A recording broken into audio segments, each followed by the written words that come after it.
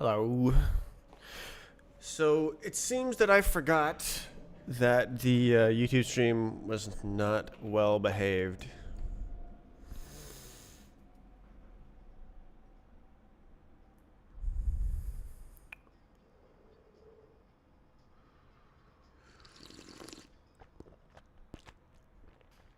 Um,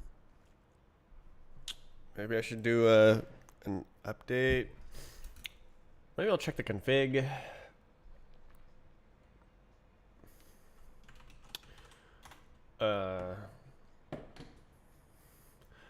Maybe I'll do both.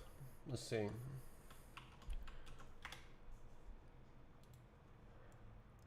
So basically, I have to check on the software. Oh, it's usually right here. 12 hours ago. Releases 17.3.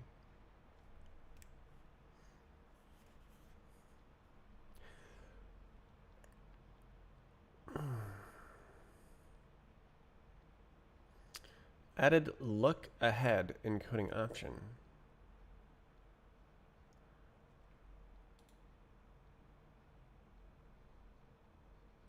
Two weeks ago, October 6th. I probably have this version.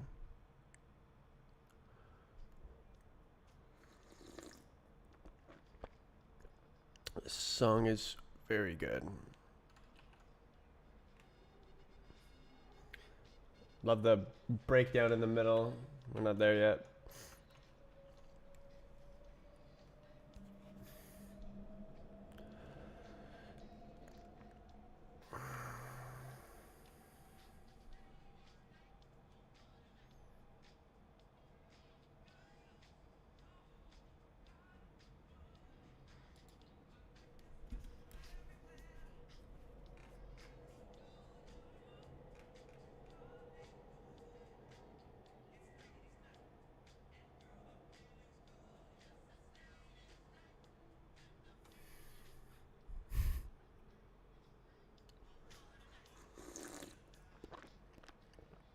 How's it going?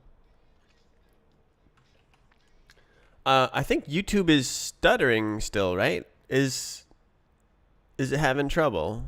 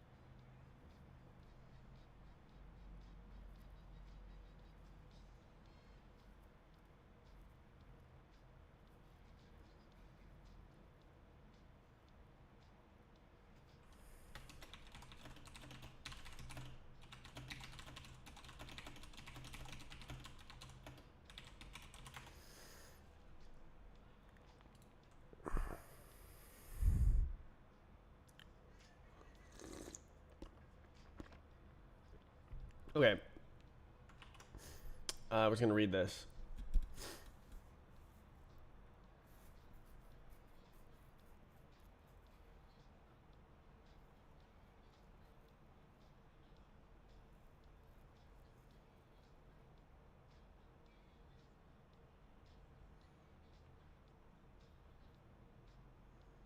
Different multi-threading type.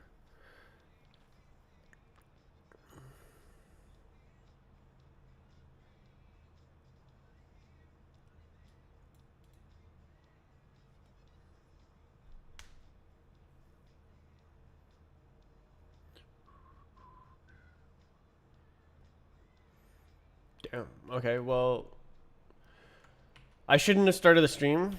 I should have remembered that YouTube was being funky yesterday. Looks fine for me. The stream, it affected the stream VOD, so I need to fix it. So this will cut out the stream, but it'll stay up on YouTube's end. There'll just be a cutout section where there's no stream.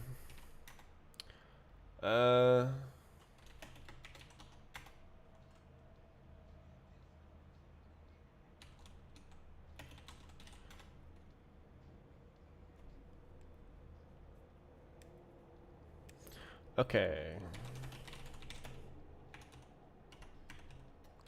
So, oh.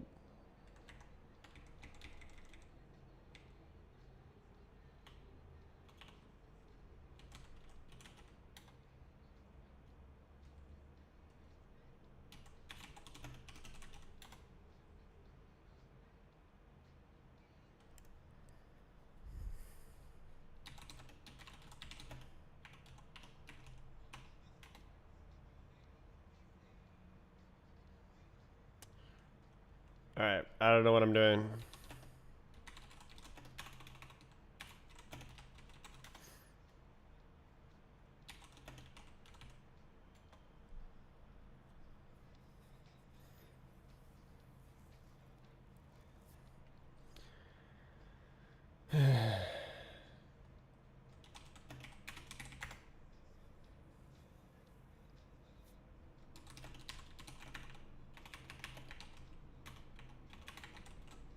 Hard.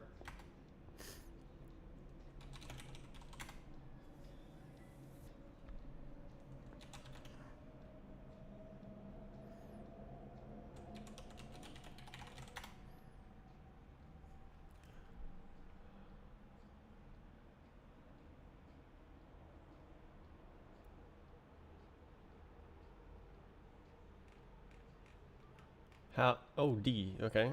Easy. Okay.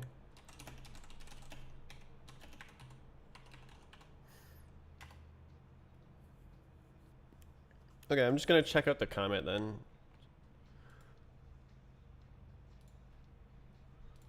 That's easier.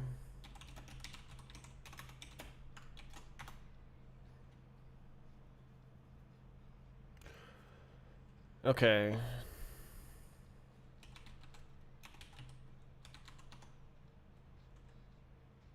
I don't think I need to reinstall the prerequisites.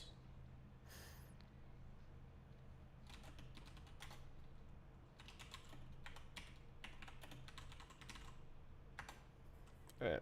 Good luck.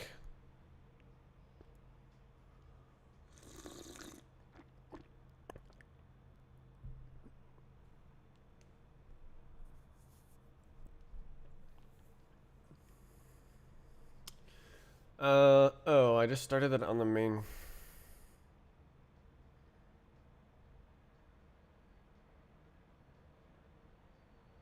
Okay, hold on. Pmax. Really? Was I using a screen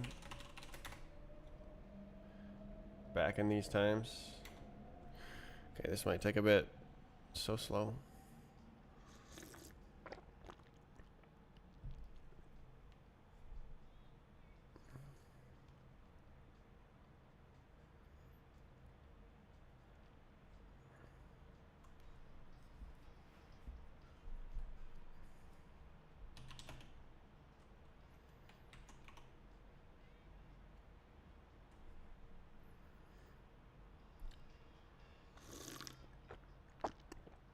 Okay, so interestingly, the thing that made me stop streaming yesterday, I was like, I can't deal with this right now. The auth errors was because of some Roblox issue, and all I had to do was like re-log in. So it was actually an error and not like something insane happening. So I might be able to make it work today.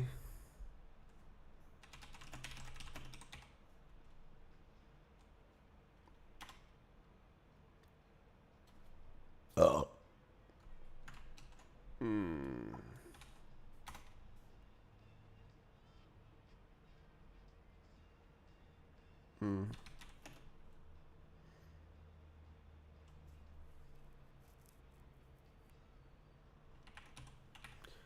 That's Factorio, I think. Where do I want to?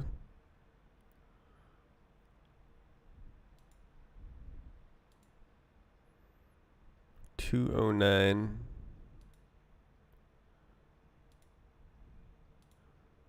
Network. Oh no, that's it.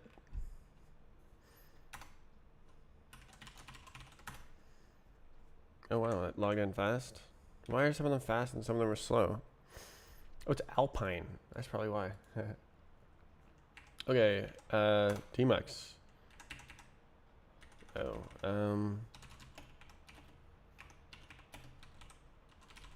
alright, so now I can run this.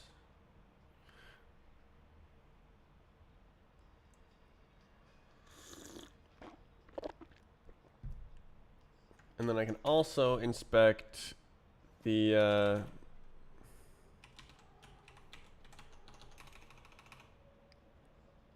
config file. I don't actually know where it is.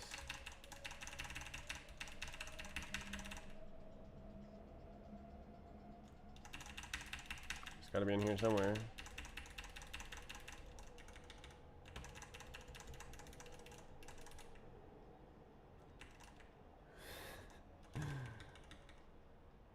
Huh.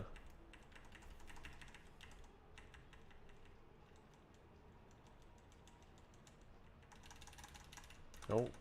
Nope. Still doing updates. Just me updating this. Oh, you can check out tag. I see. I'm looking for server.xml. Alright, how about this then? History grep server. Cool. Alright, there it is. That was easier. I want exactly this. Wow, that's like almost at the beginning of the server. The beginning of the history. Oh, okay. Actually, I don't think I want to show this on stream.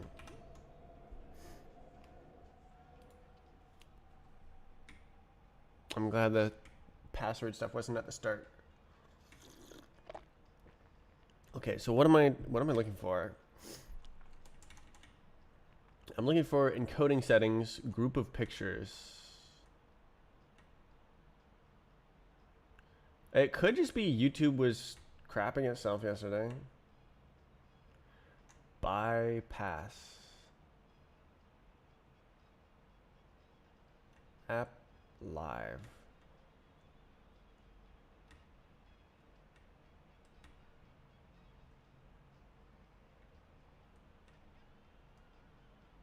I see.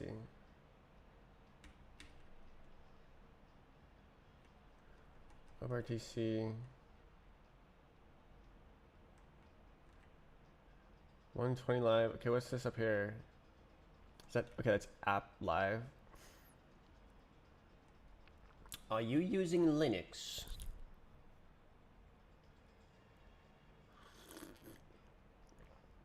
Perhaps.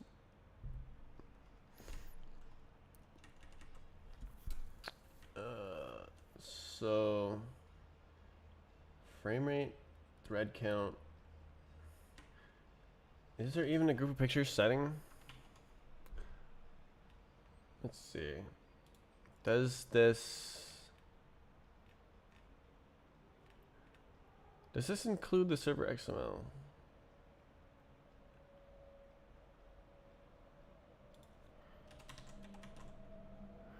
Examples, server.xml. Okay.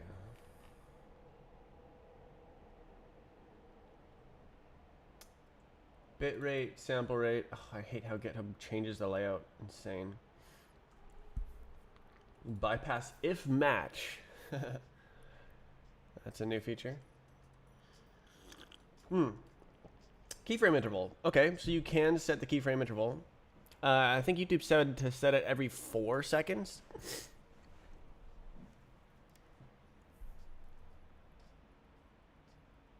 Okay. Why don't we try that? So in here, I think this is the right one. No, it is not.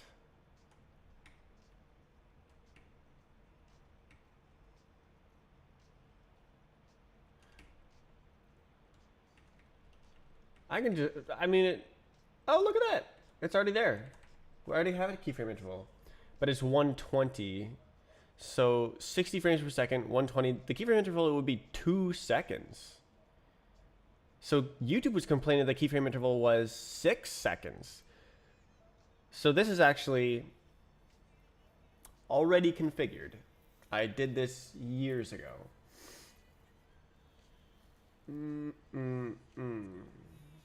Okay.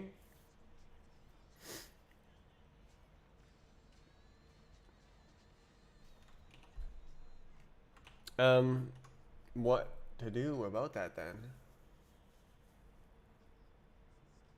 I guess I'll just update and hope for the best.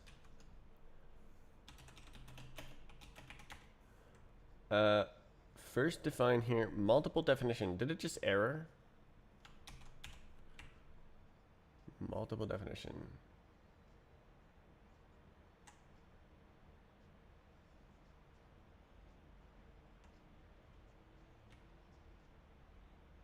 In function, in function, in function, in function, in function, in function, in function, multiple definition.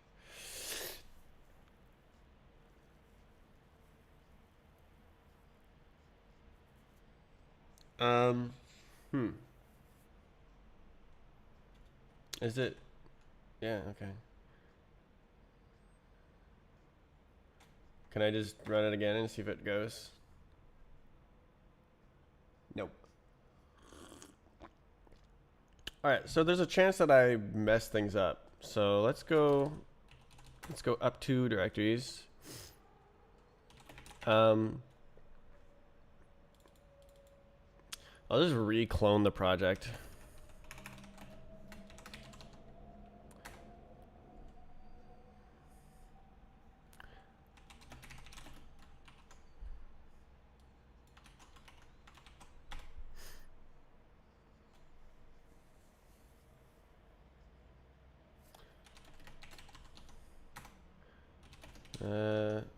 I should have the dependencies all installed just fine. Let's try building it again. Yeah. Right, I gotta check out the branch first. Hold on. Wait, tag 0173 tags. How do you check out a tag?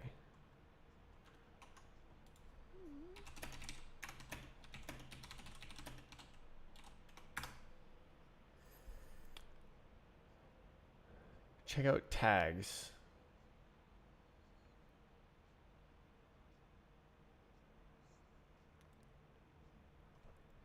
Okay, never mind. I'm just gonna do it the other way.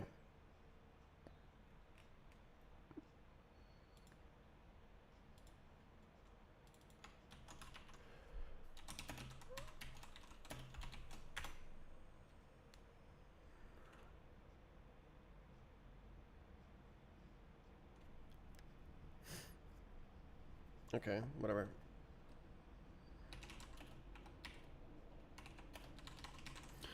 Do it again. Build it again.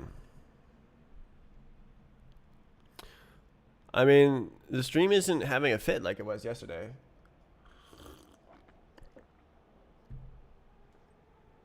Have you always used Linux? No. Lifelong Windows user. I was indoctrinated as a child into the Windows ecosystem.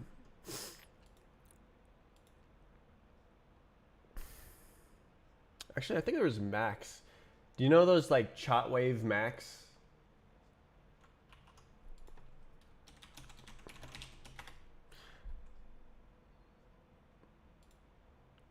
Come on. Google doesn't know what I guess it's not Google. Yeah,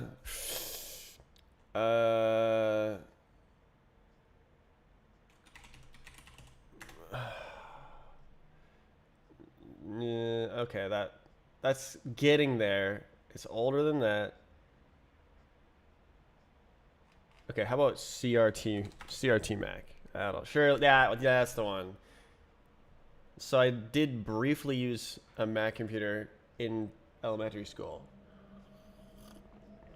Those ones. They were very cool. They had the like non-flat screen. Everything, there's nothing with a flat screen back then. All the TVs were Chonguses and stuff. I've used Linux for about 4 years.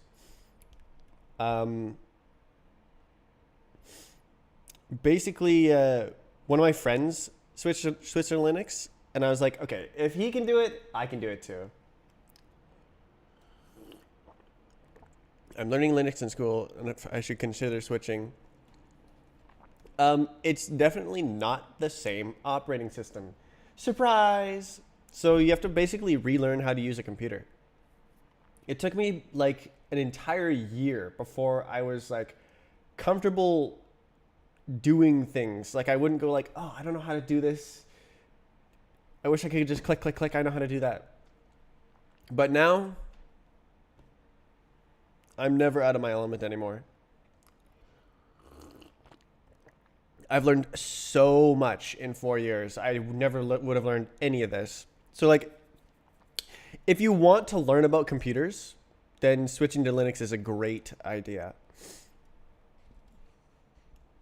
Because you will learn the inner workings of the operating system much more effectively.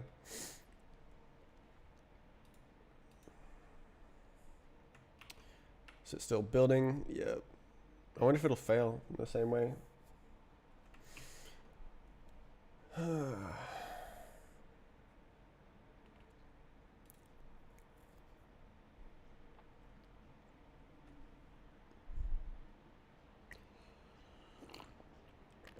You can, it's, if you're just doing like web browsing and stuff, then it's like basically no different.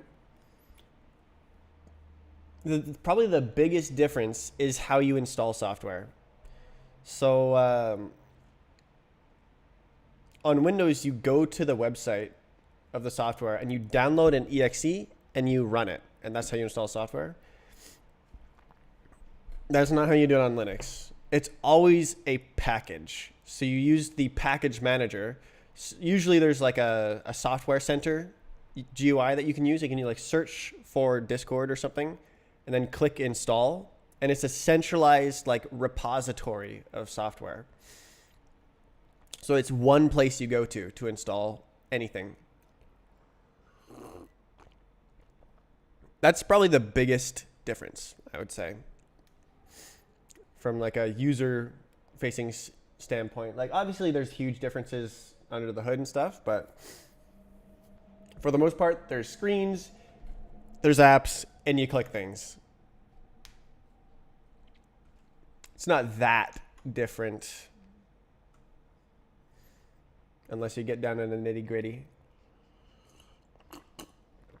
And I do like to do that. I'm using Linux hard mode. Oh, I have this open. No, this is only in one.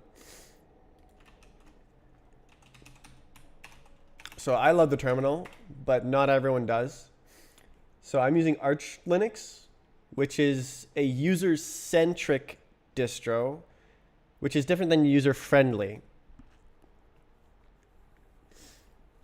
Probably if you're just starting out, you want something like Ubuntu or Linux Mint. I haven't actually used Linux Mint. I used Ubuntu back when it was good. The build finished. Huh.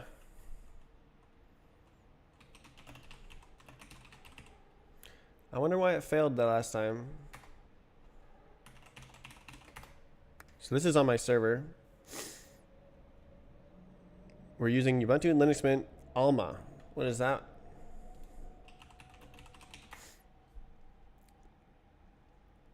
Enterprise.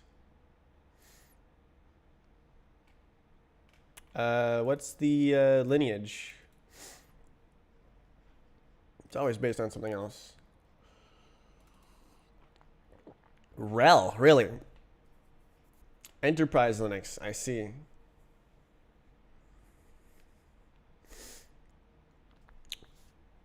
So RHEL is like you're a corporation and you want someone you can call and say, My Linux isn't working. Fix it. And they'll be like, yes, right away, sir.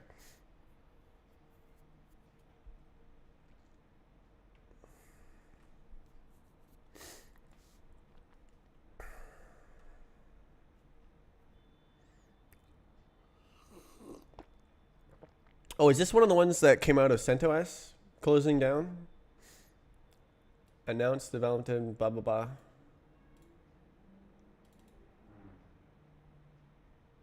Would be discontinued, yeah.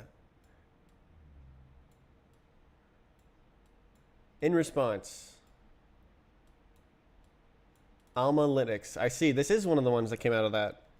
There was some drama about that.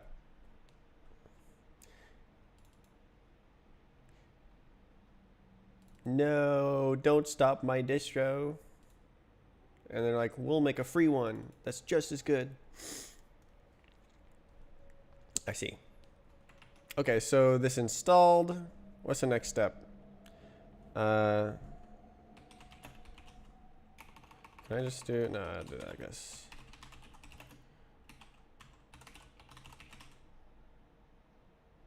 I think it's just that. Okay, so now I have to restart the stream. So as long as it works, I'll be back in a few seconds. If it doesn't work, everything looks green. So I just ran this. How's Twitch? Live. Cool. Okay. So I just ran this, and it restarted my streaming server software, which of course interrupts the stream. So I updated to a newer version because yesterday YouTube was freaking out. Hopefully it doesn't happen again. Okay.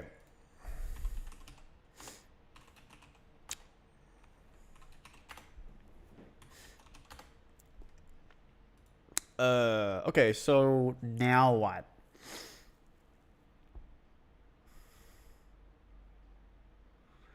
So now I want to test doing all the script things. I think I just do it. Okay, so where is it? It is right here. Copy, paste, and then we do I have it here? I don't know. I'll just type it in again. Let's see.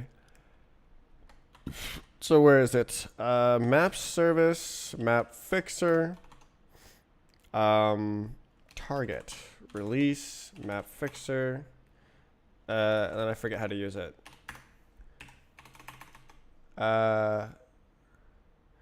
Upload scripts, session ID.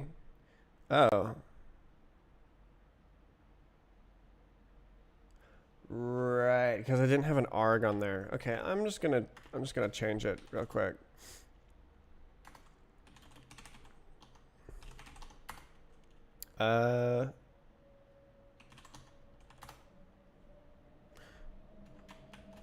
Okay, so what I forgot to do is put a thing here because it wasn't on the other ones. Where's an example? I prefer to copy paste. Oh dear. Right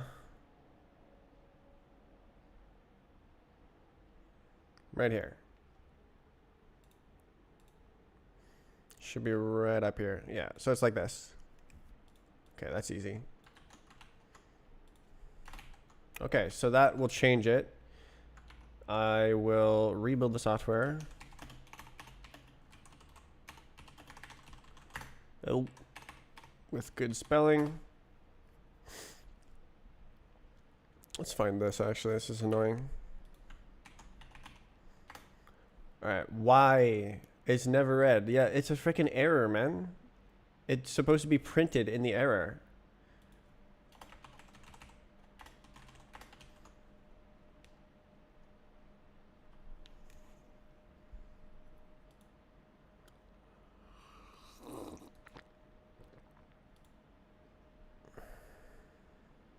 Wait, is it literally never used?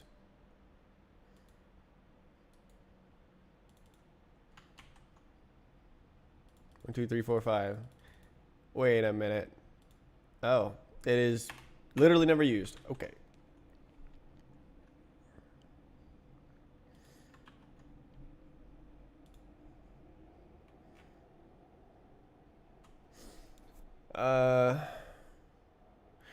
Right.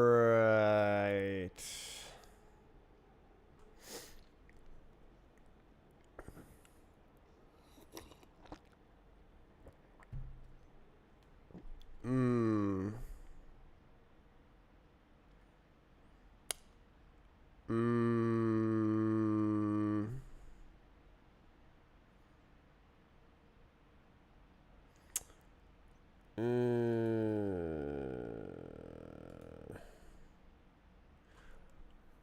Right.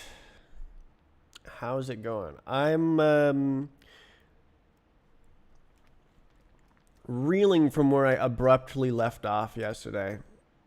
I'm sort of catching up with yesterday's news.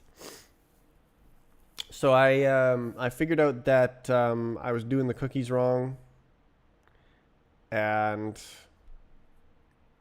I need to like rewrite it to make sense. And it's like kind of winged here. Oh, this is a nice song.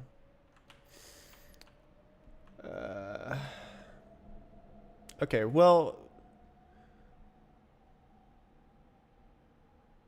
did the cookies crumble? Okay, so now when I say this, so see how it says arguments session ID and there's no flags like this? It should say with a flag now. Yeah, so there it is, session ID. So I'm supposed to do session ID like this, and then provide the something. Session ID. Okay, so that's how I will invoke this when it's ready to go. I think I'll try to rewrite it first.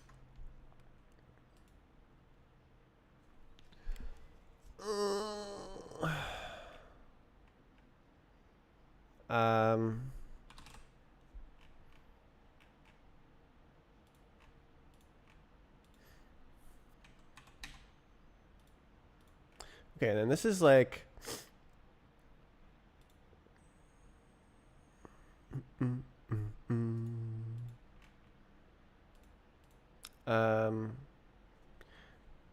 dead code.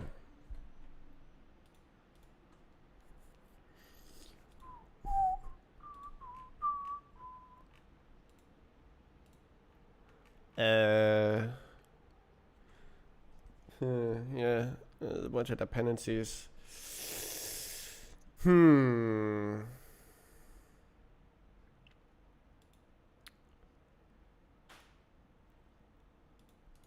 Oof, excuse me.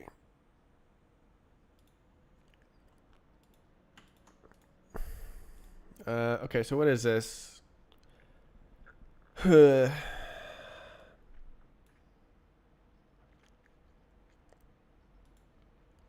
Yeah, I was being lazy. I don't think I'm going to do it like this. So let's look inside the cookie function and see what I can do. Take a peek inside the cookie jar.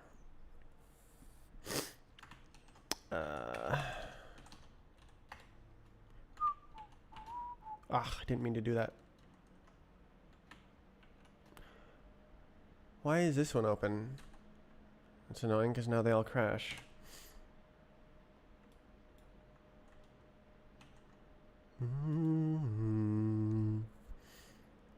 Right. Okay, so what's going on? I don't need this right now.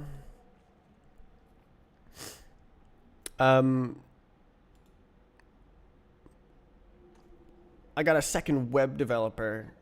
Icewolf is in. Rapid and Icewolf both working on the website, which I have no idea how to do. It all looks Greek to me. So that's really nice because I am definitely good at doing the back end. All right, let's see what's going on. Cookie new.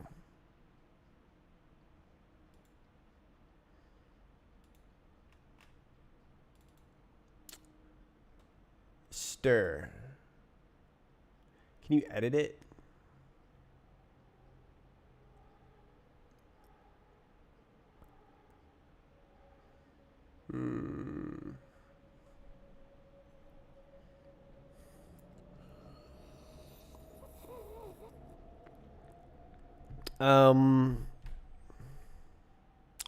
Okay, what was happening? Map fixer. So there was that cookie bit. Cookie new. Where's my cookie new? New cookie new. New. Should be at the bottom. New. So it just goes like just like that. Yeah.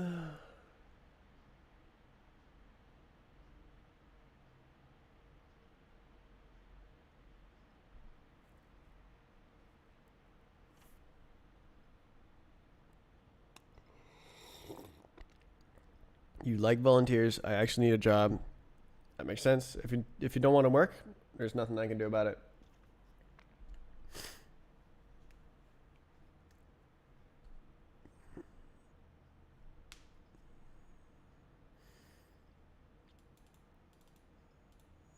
And that's just fine. Should I pass the string in required to be a string? It would make things easier.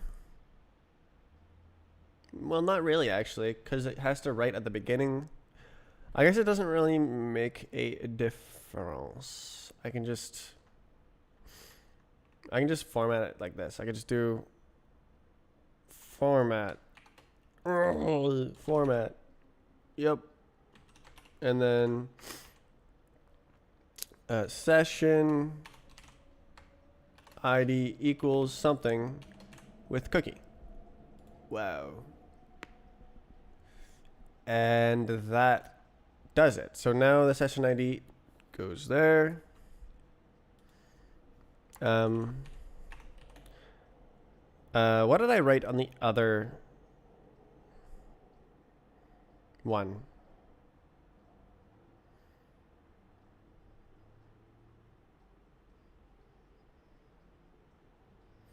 I don't remember.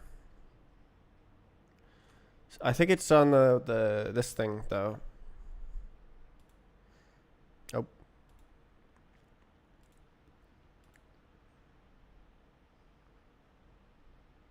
Oh, is it not pushed? Did I have something changed? Cookie. Yeah, there it is. Okay, cookie is prepended.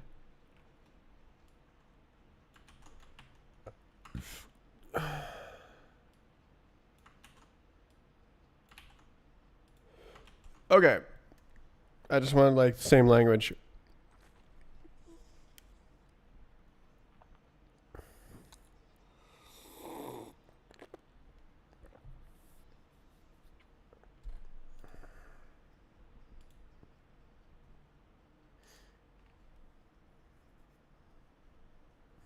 Okay.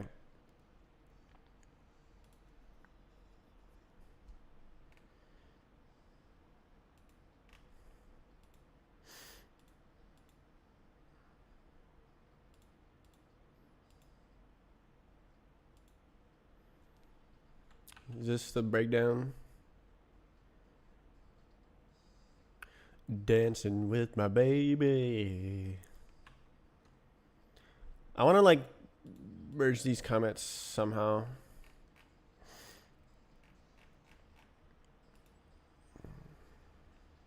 Meh, maybe not.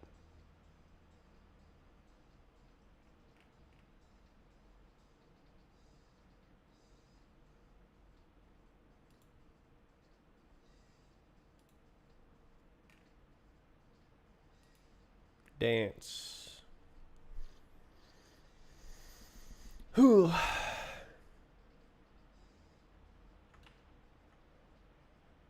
Okay.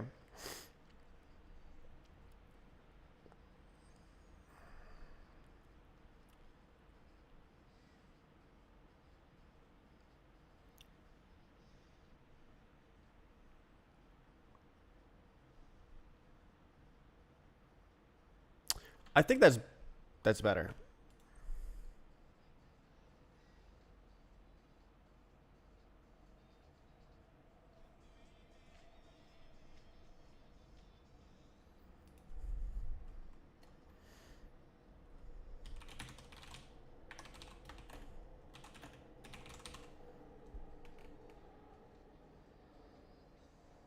That's the like best part of the song. Nothing else like it.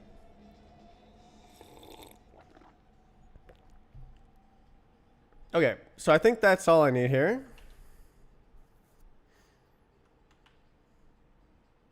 I'm gonna rebuild it. There should be no problems. Yeah, so you see this is gone now. I fixed it.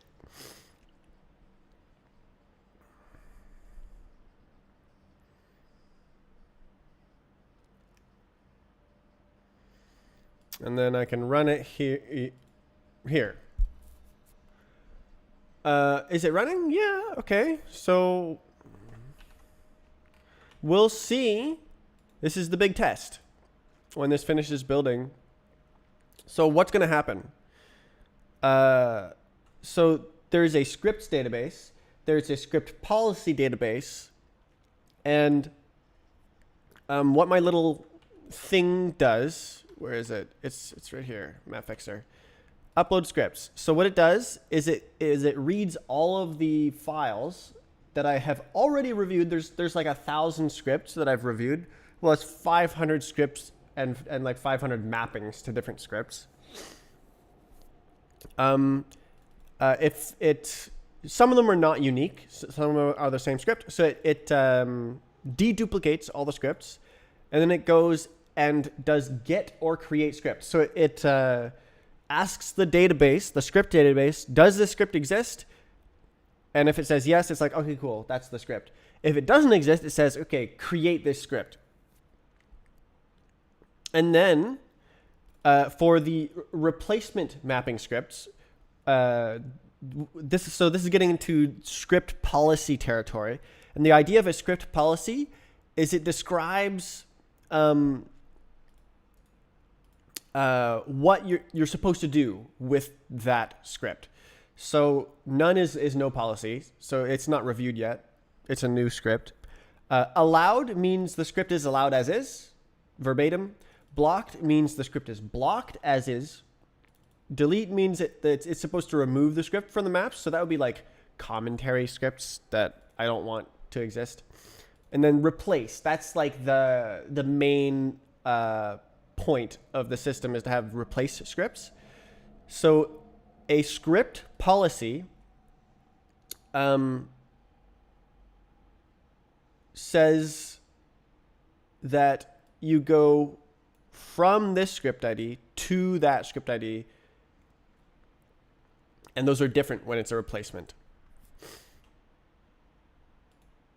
So it's replacing source code. So intricate. It's like, what do you mean? This is like 50 lines of code here.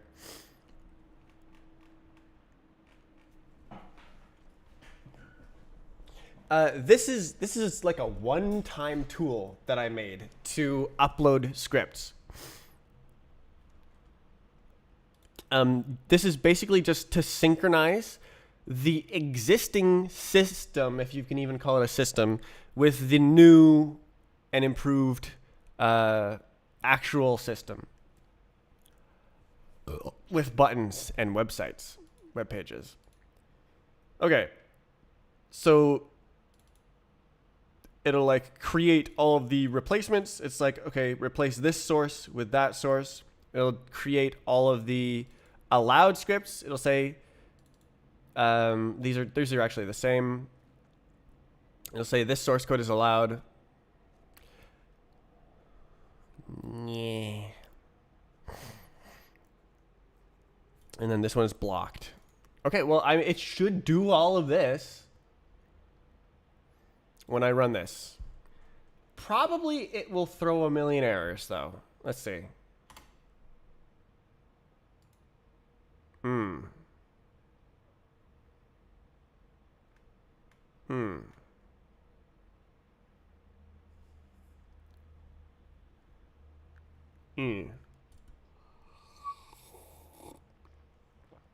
Okay, I think this is a bug.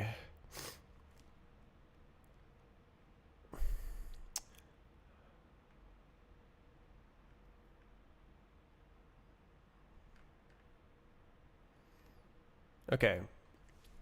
And it's not in my code. And I think it's because of Roblox's weird OAuth system combined with this this tool that I made trying to upload 500 scripts as fast as possible. Token has been revoked. Okay. So what I'm going to do is I'm going to bypass authentication.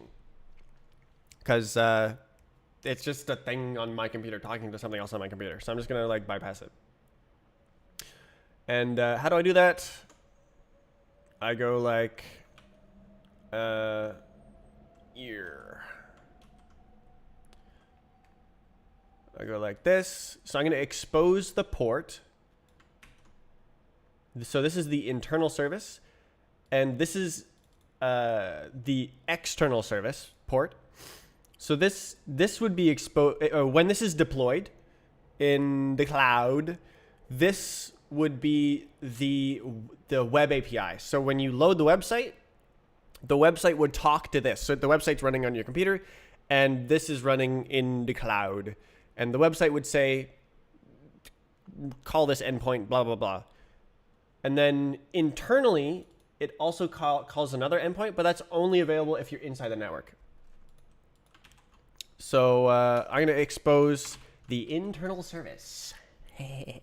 And then I have to renew my credentials as well. Okay, how I do that is I go here. So this is the login page, the auth service. Oh, it doesn't need me to log in. Okay. So watch this. This is some very complicated programming. Ugh. All right, I'm done. How are you hosting this? Docker. It's a Docker Compose. So this file describes how to bring up all the different services. There's 8 microservices. So it's grabbing these Docker images from my computer and from online, and it's running all of them.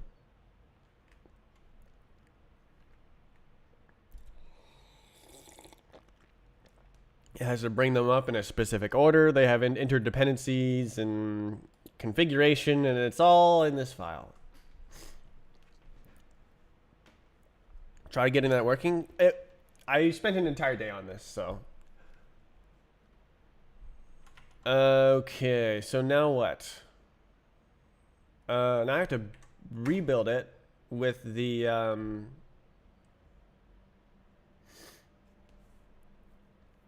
port change. So I changed a single character. So now it's going to use the internal API that bypasses validation. And so it won't try to spam the auth. Or it won't even authorize at all. It'll just be like, oh yeah, you're allowed.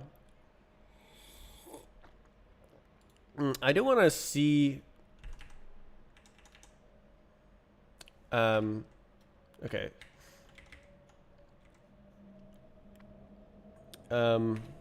Can I do this? Oh, okay. Uh,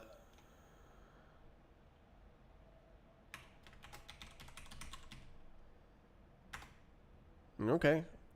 So there's still only 3. Not a single request has succeeded. Okay, let's try running it again. Actually,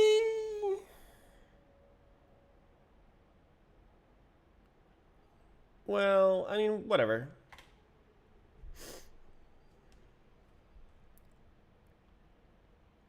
Oh.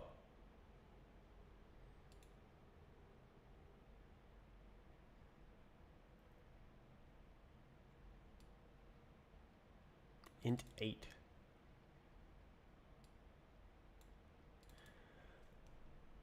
Uh-huh. Okay, so I'm running into unsigned integer problems now, which I expected. So Postgres does not support unsigned integers, which is a damn shame. But all I need to do is fake it. I just, because like the data is the same, so I just write it as an unsigned integer, and I just pretend it's a signed integer with the same data, and it'll work fine. It'll store the same data.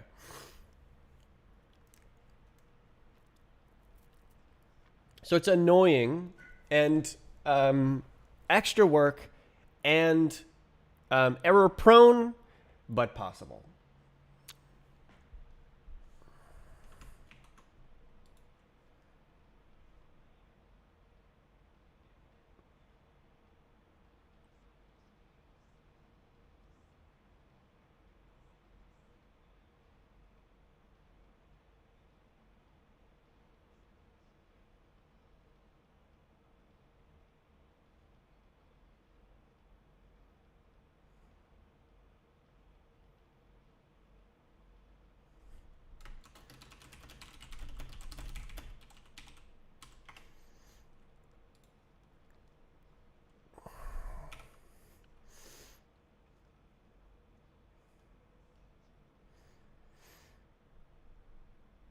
Same total size. What does that mean?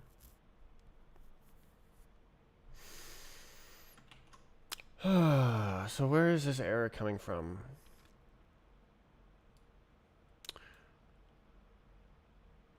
Okay, so I can use unsigned integers all the way up until where it has to interface with a database, and then it has to reinterpret it as a signed integer. Okay. So that should only be like here. Scripts. Oh, model. Surely. So I need script and policy. So all I have to do here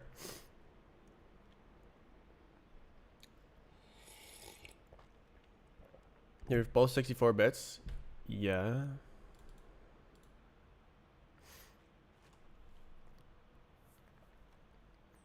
Um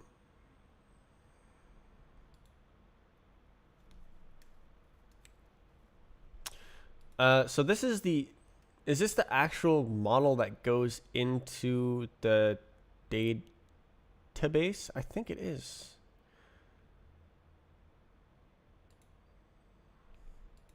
Like here, it actually goes like model.script. So I think this is where it has to happen. So just like that. And then everything breaks. And I can, this one also has,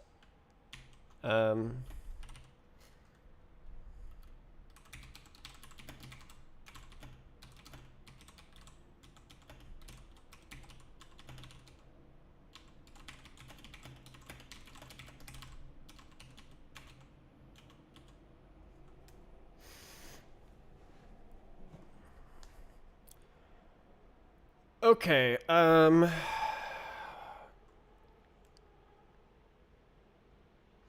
So does Golang have errors when typecasting?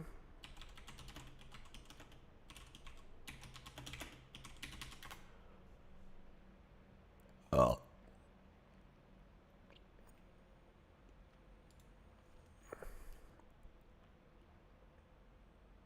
C. Why did this come up with C? Golang has unsigned integer. Okay, so I don't want to test this. Okay, I'm just going to assume that it works, like I think. I'm just going to assume that it takes the data and it just doesn't do anything to the data.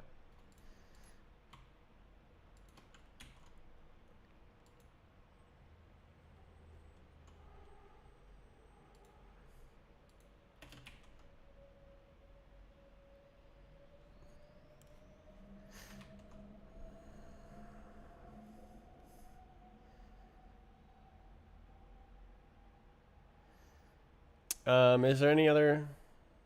Yeah.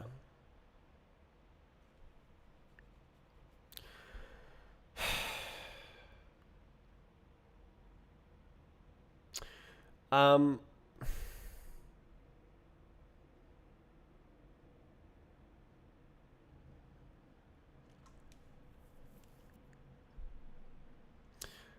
whatever. I don't think Roblox is going to go. I think the Roblox won't go above signed integer max. Well, I'm glad I checked. I'm going to do this all at once. So this is fine. This is a nats type.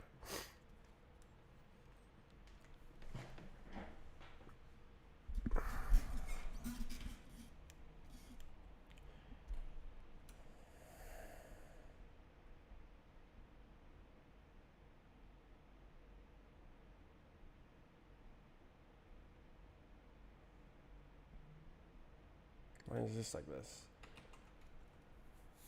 Okay, well, time to change everything. Hash format.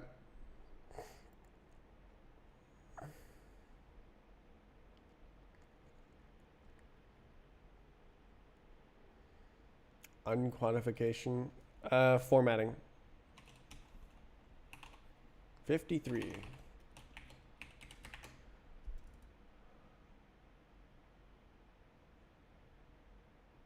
Oh. Wait, what? Oh, it's on the inside. Goodness gracious. Okay, so this is uint 64. So, okay. Uncool, but that's the way it is.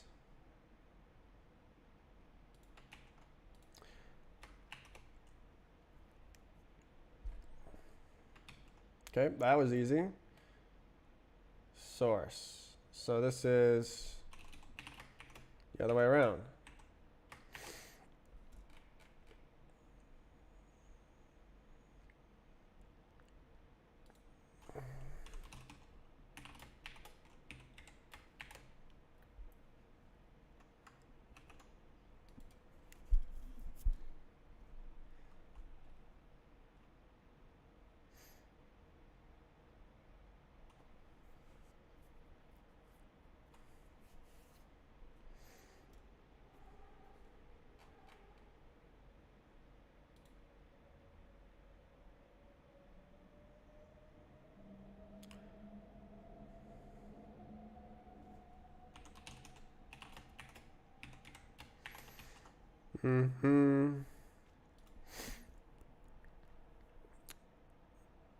Where is that from? Request.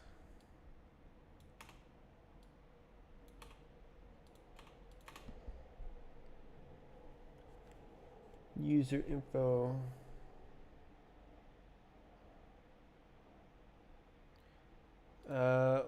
Did I miss this one? Nope. Apparently I did.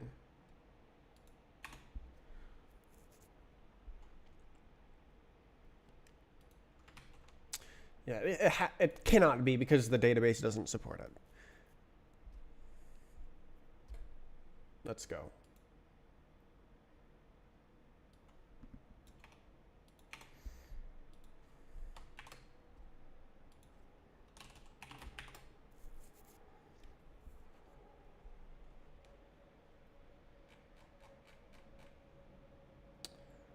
Um,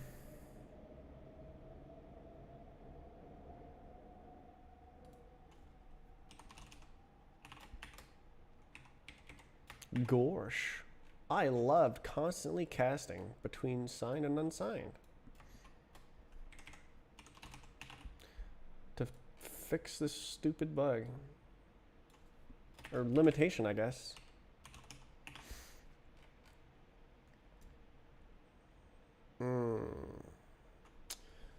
So this is where the thing. Okay, I'm gonna heat my coffee. I might just change this to signed, and then reinterpret it as unsigned on the other side or something. I don't know.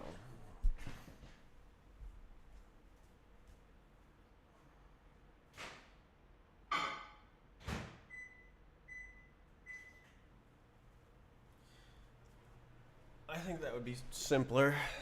So I go here, and then uint, just don't. Golang is not meant to be. And then it fixes all of them. And then I have to do the same thing here.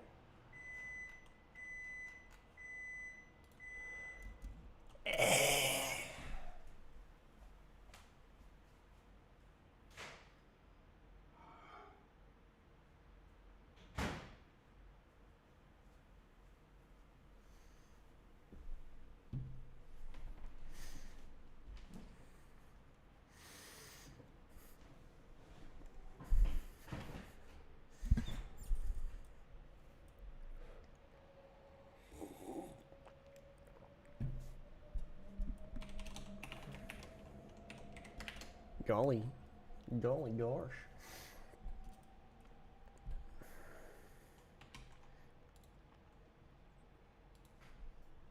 Oh, it's the other way.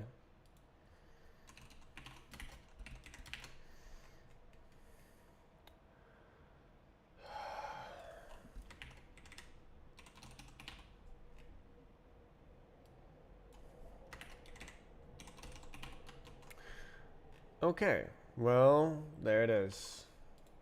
So this is temporary. So this is submissions. Postgres does not support unsigned integers. So let's pretend they are signed. And see what kind of horrible problems happen down the line. Let's go. Gosh. I sure love pretending that one data type is a different data type.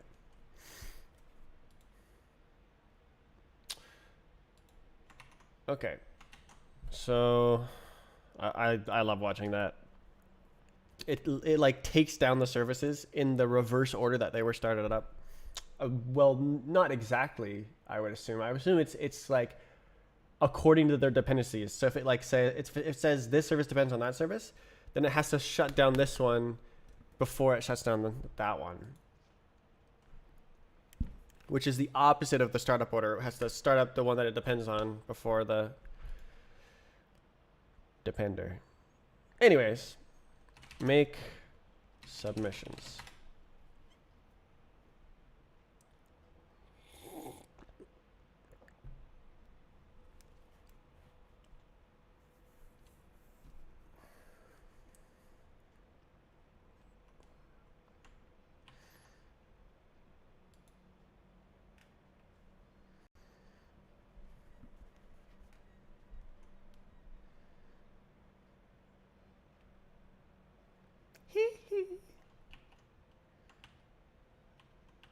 Bro said hee hee. Okay, so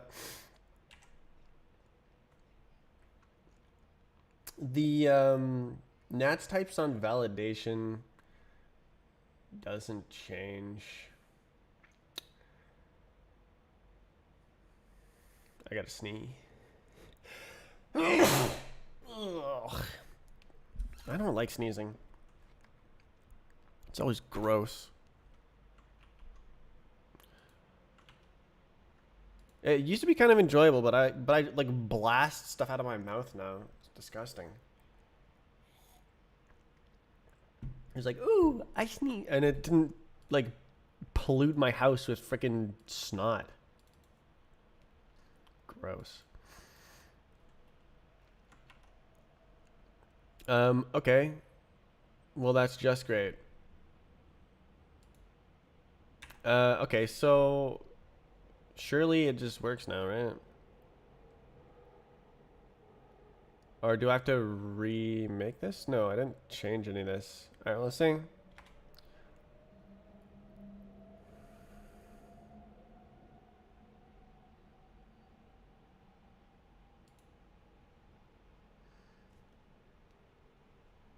Oh, did it have the problem again?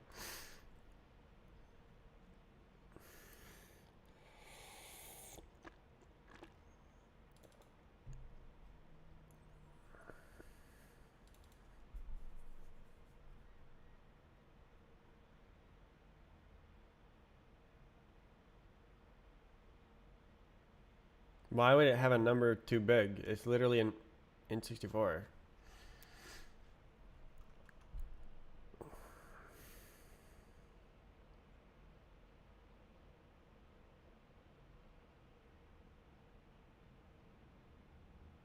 What? Where hash equals? Let's take a look at that.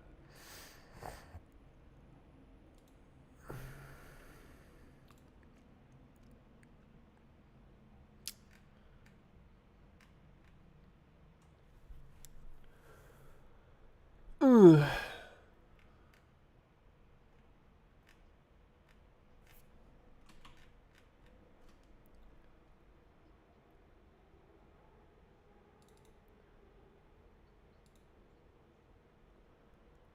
Oof. So this is get list. List scripts. Hash. Why is that a ooh? Hash parse. Okay, so that's because type safety failed.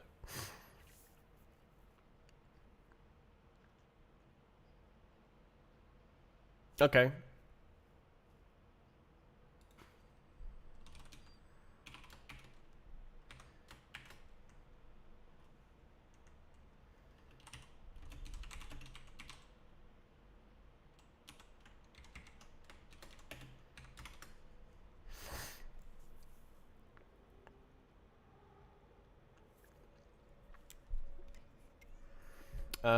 I guess I should look for others like that.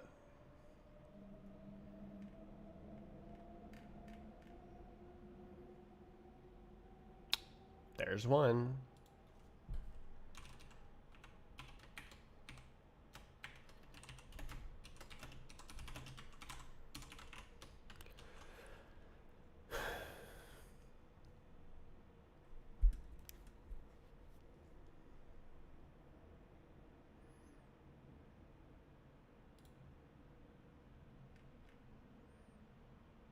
Um, this one is fine. We want the list. So here's another failure.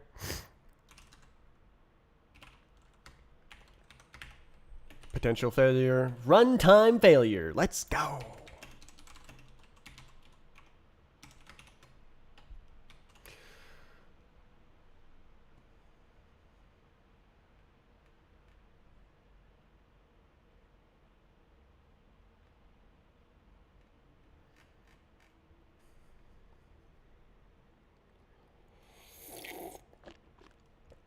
See ya.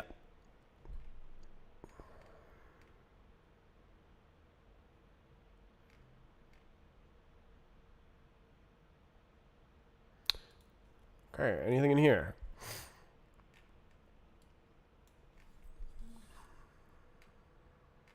So it'll be a list request thing. No.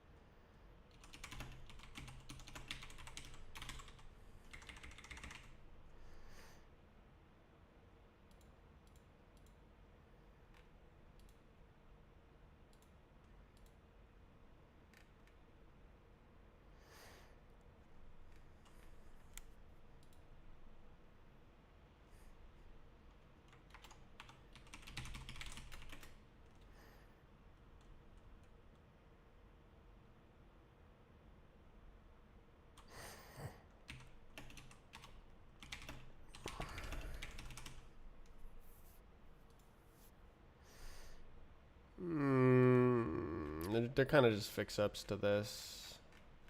Pretty much, it should be all in one.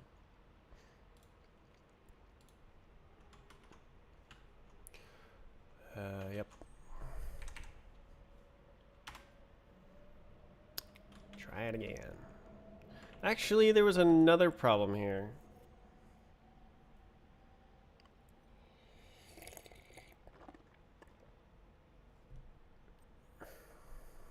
Unexpected byte. Script create.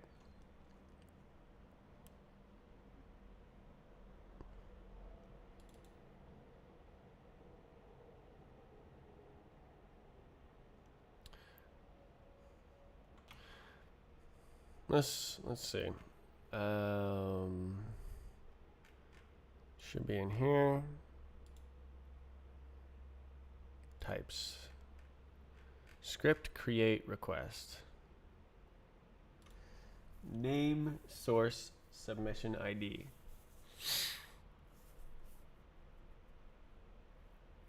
Surely.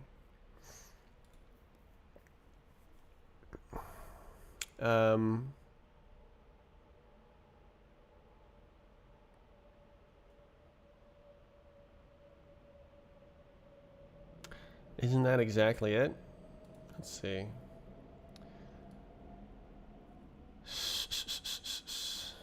Oh, is it in here? Script create. No, that's submission create. Script create. Name, source, submission ID.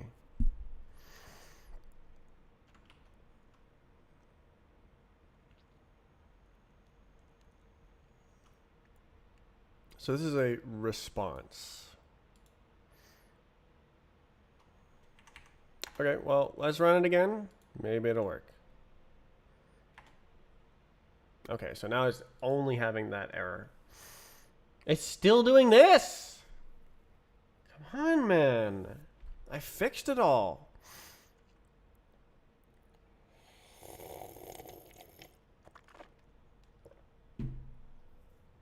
Oh, it's 50% of the time. Signed integer. Woo!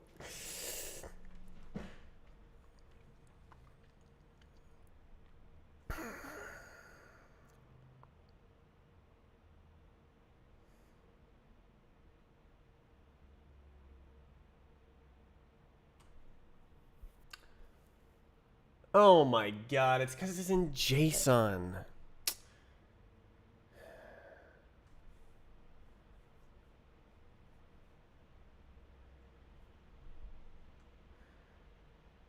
Why does it get to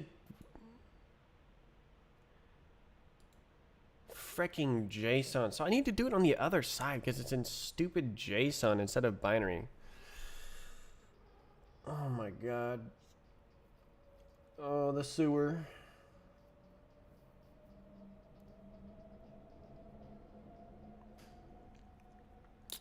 Bruh.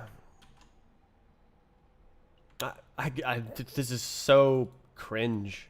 I can't believe it doesn't support signed integers.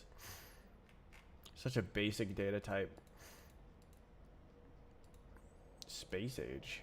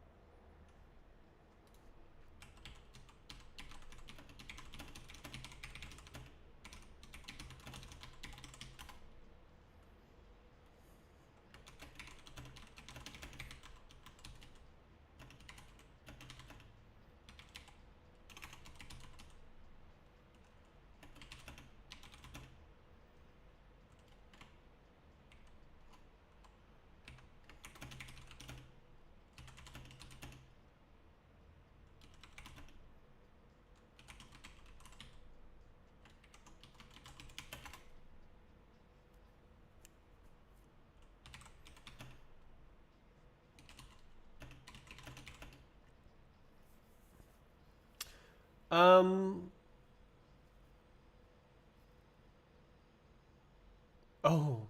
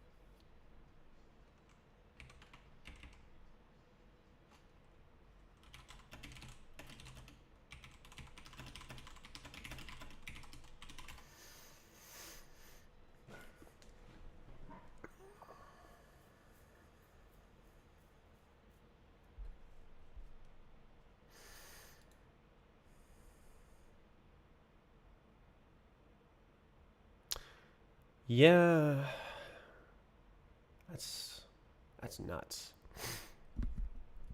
No unsigned integers is so crazy.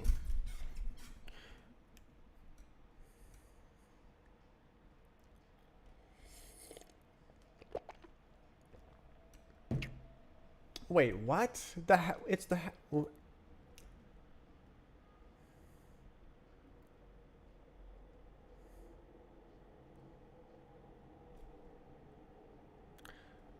but it but it's not written there.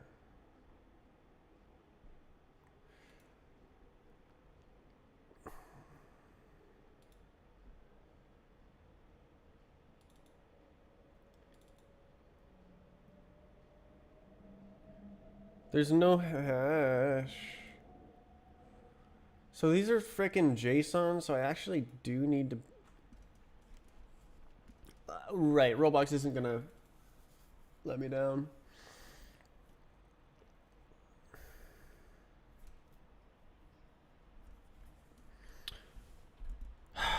I said confidently. Um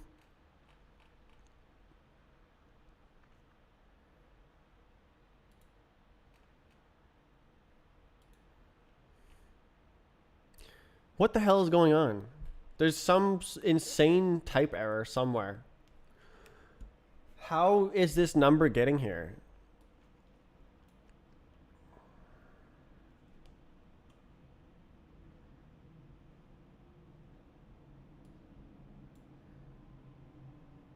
From scripts.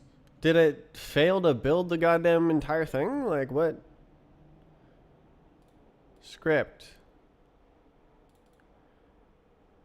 Select from scripts where?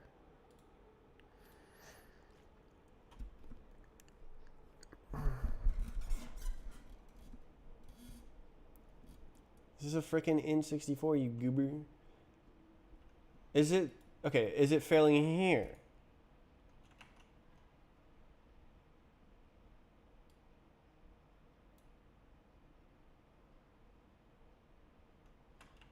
Is this throwing an error?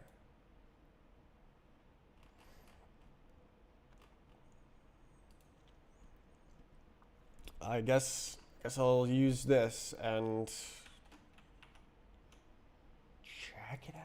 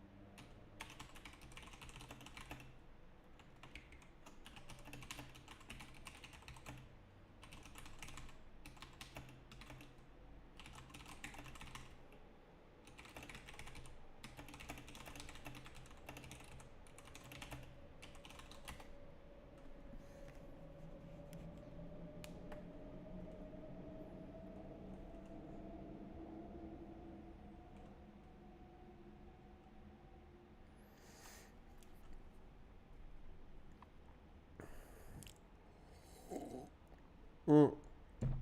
Are you winning? No. It's killing me with signed integers. I have no idea where this error is coming from. This error is attached to a database request, but I thought that I found all the places where it was using signed integers. Like, the only thing I can think of is it just failed to build the goober. Did it just fail to build? Where do it? Okay, I literally can't tell. Okay, nice.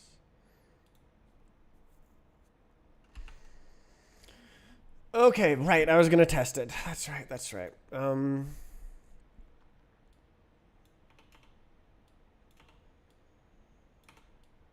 Okay, so we go. Let. Oh, this is Rust. Um. A equals this number. Yay. Actually, that's outside the range of. Okay, so how do you type it then?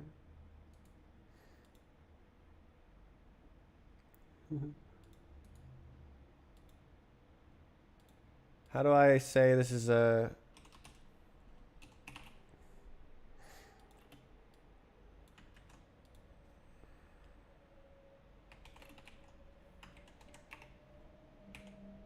No. Oh.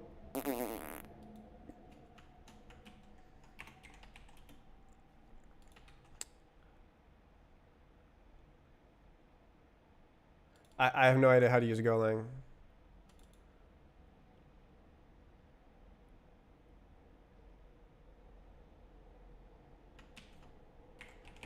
I'm pretty sure this would work.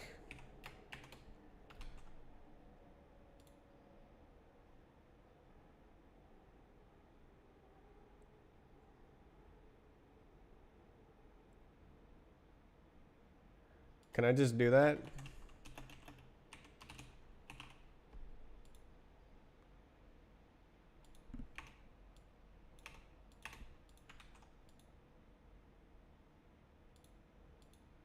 Okay, and then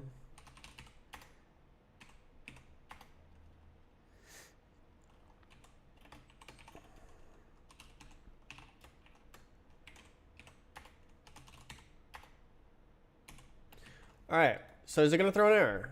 Probably not, because probably not.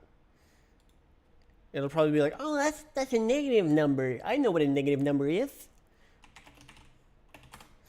Yeah, it works like I thought. So it's not that.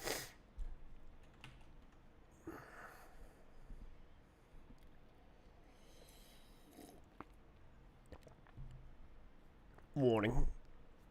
Okay, how is this happening?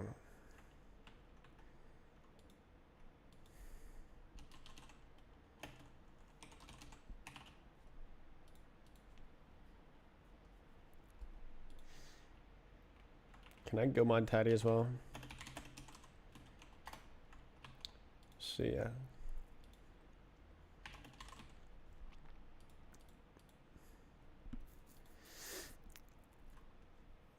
Okay, so now I have to figure out what is going on somehow.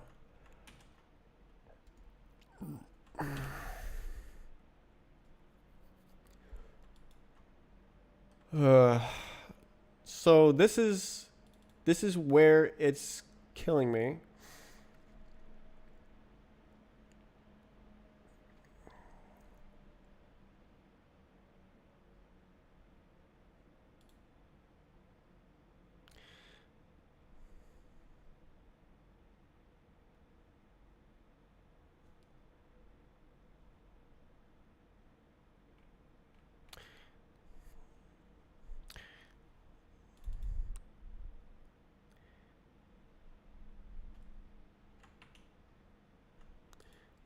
Like what? Did it just fail to build?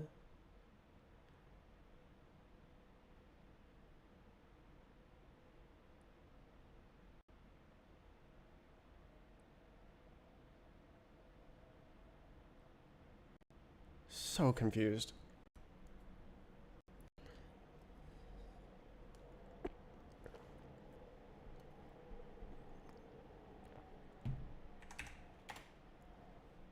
Okay, let's run the thing.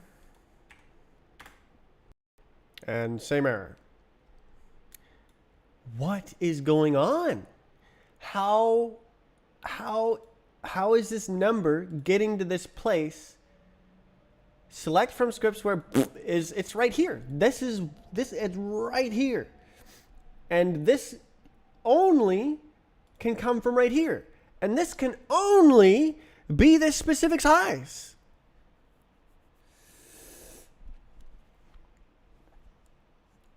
What?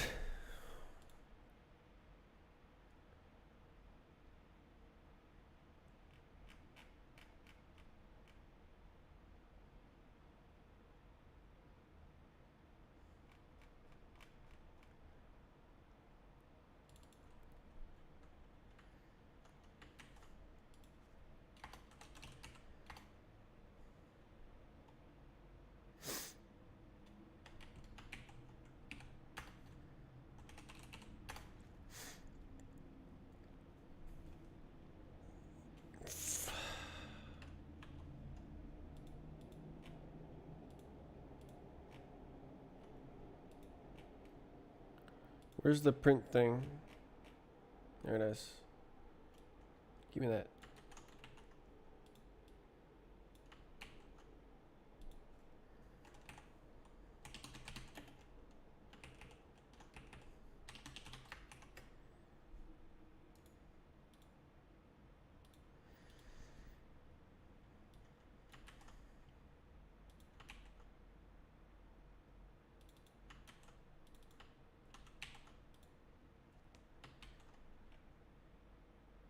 And then it errors right here.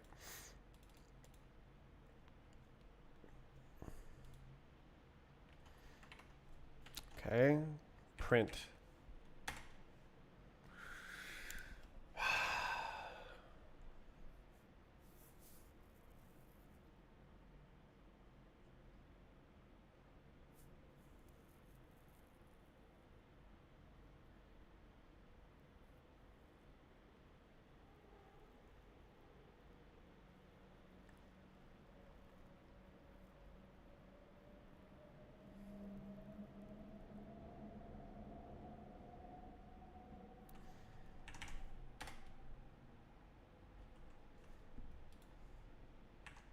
Is this? Nope, it's fine.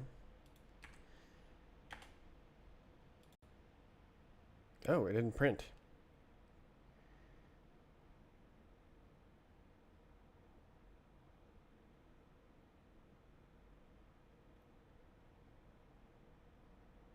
Why didn't it print? Limit 2. Why didn't it print? Why didn't it print? So this is something else?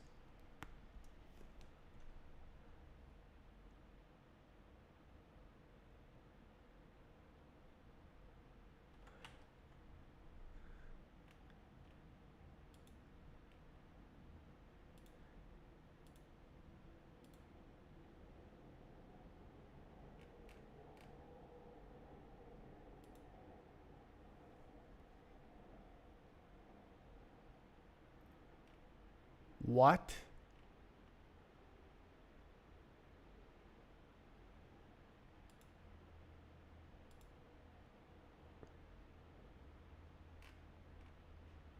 Oh. Beautiful. Duplicate code.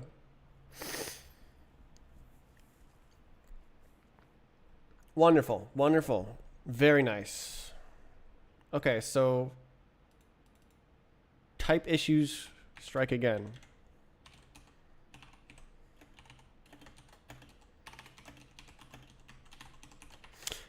Plus duplicate code. So this is like a double whammy of why you should never not use Rust. Let's go.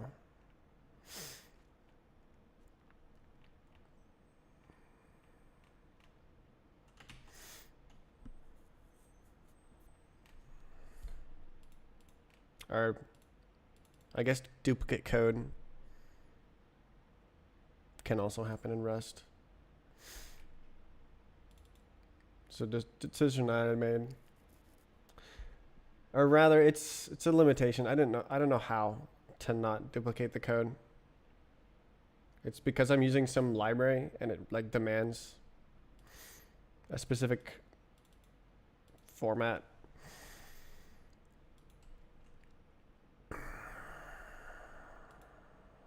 Okay. There's the other one.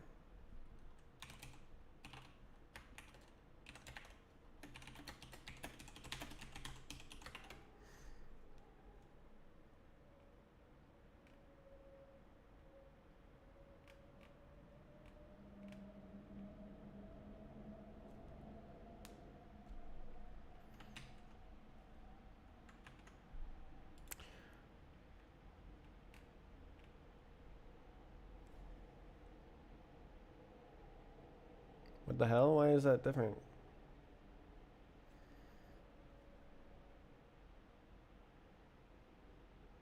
Huh?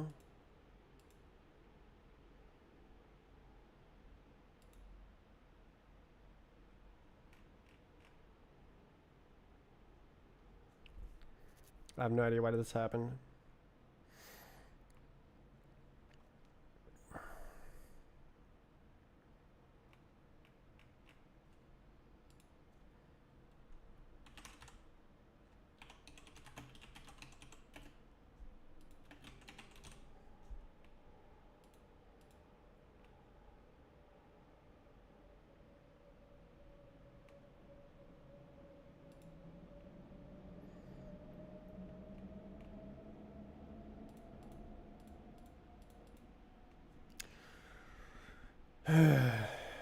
What should I do about this?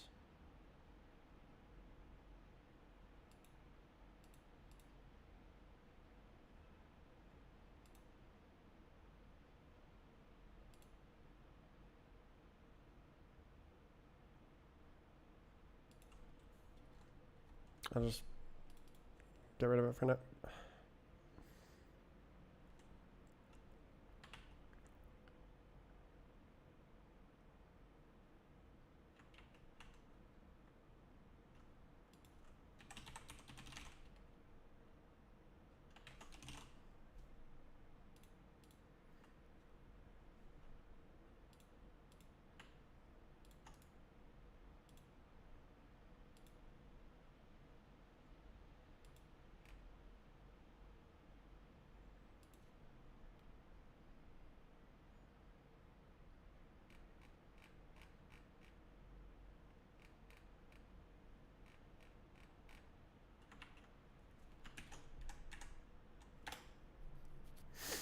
Try again.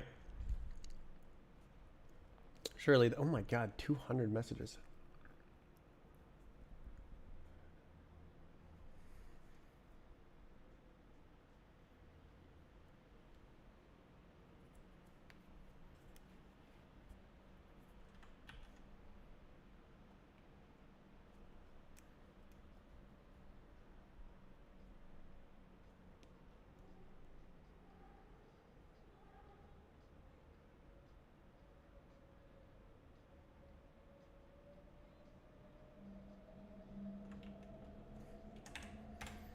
Good luck.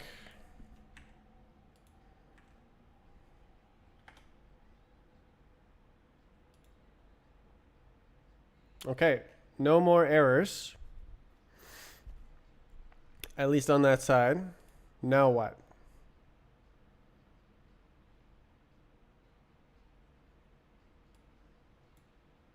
N.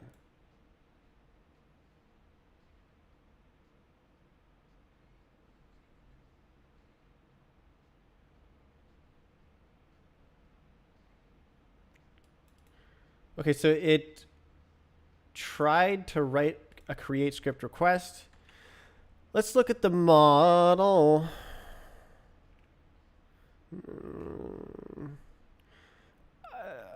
The only thing I think is like I like misspelled it somewhere.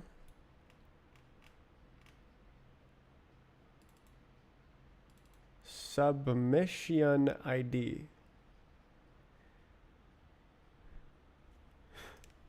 Huh?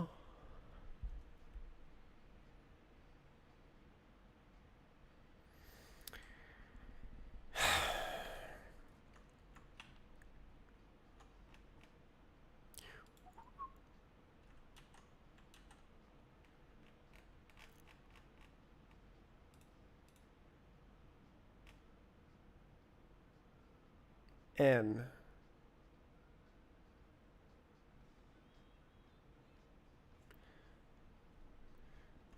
So it's like, ooh, there's an N. I didn't expect that. But then it doesn't print what the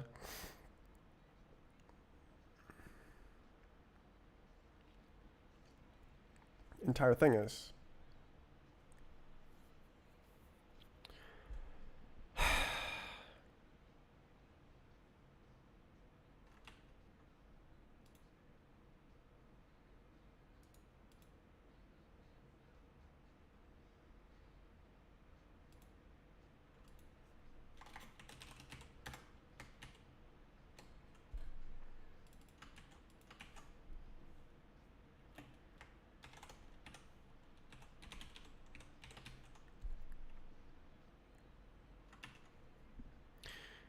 Okay.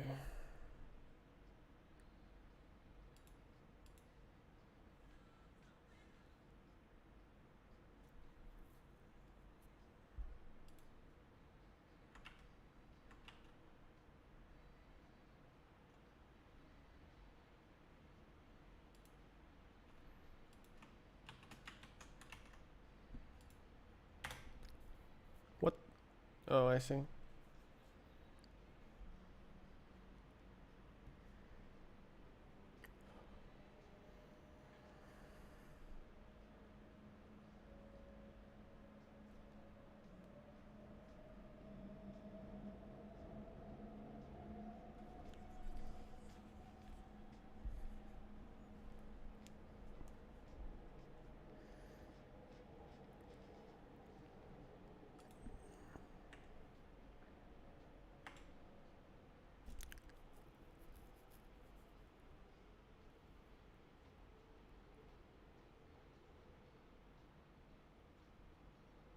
Null.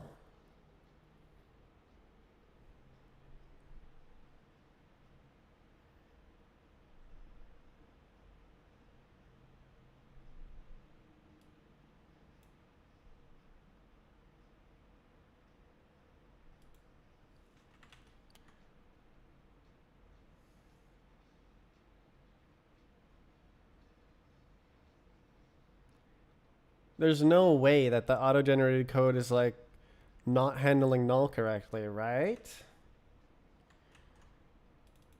This is not a required field. So if I say it is null,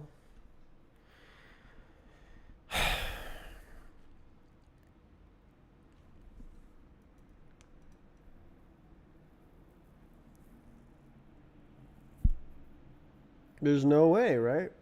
There's no way it's going.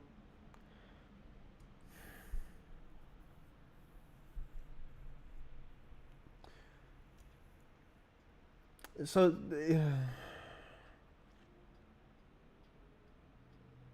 okay, what I think is happening is that the auto-generated code is expecting you to either omit the field entirely or have it have the correct type when it is present. Whereas on the Rust side, it always includes every field and it sets it to null for a none value for optional values. And that's a distinct representation. That's like they're not necessarily the same meaning. To omit the field entirely versus it's present but null. It could have some information.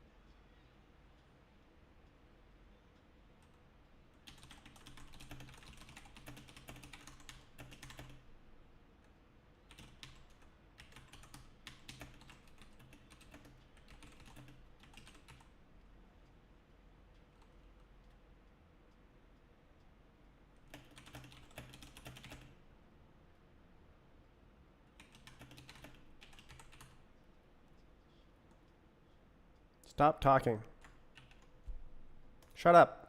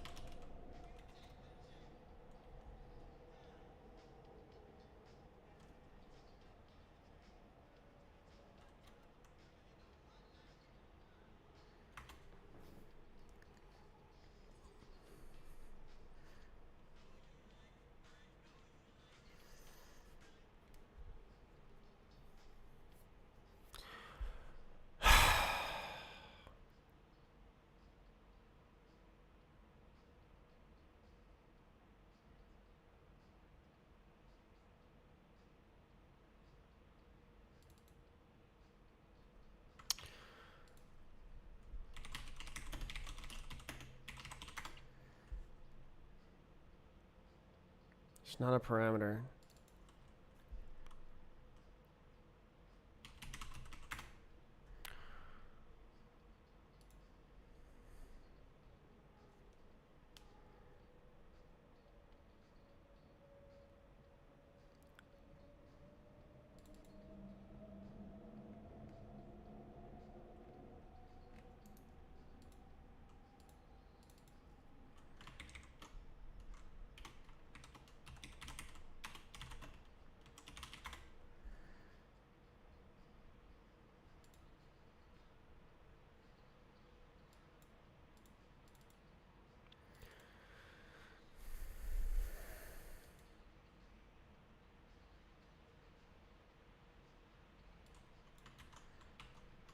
Like, do I seriously have to do this? Wait, did I not copy the whole thing?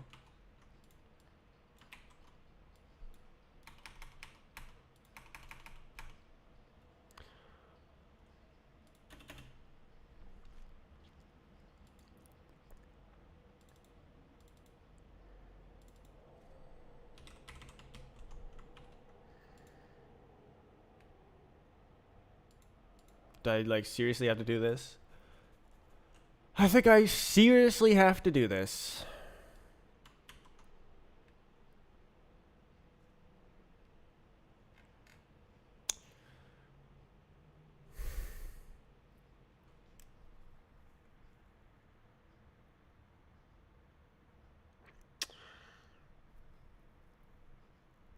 Bruh.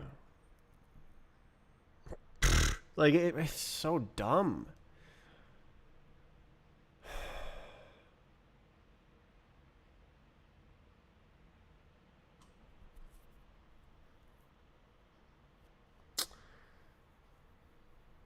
Ugh.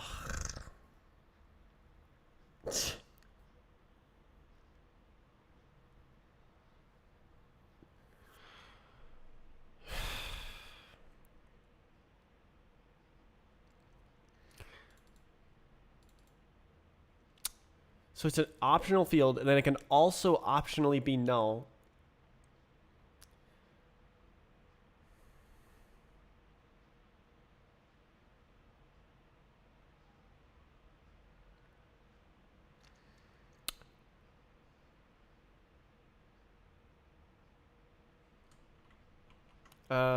Okay. What if I can configure Serde to omit optional field?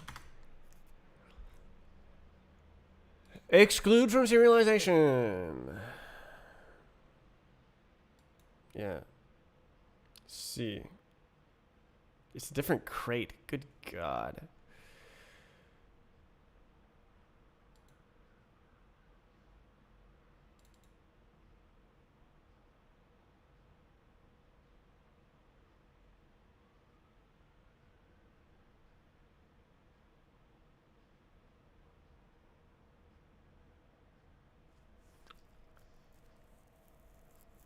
I don't want to change the spec.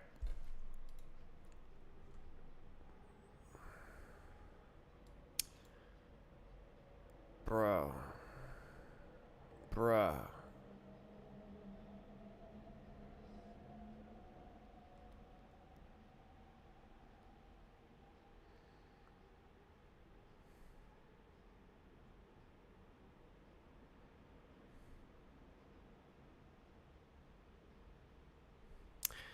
Yeah. It's different choice. I think Serde, the choice is better.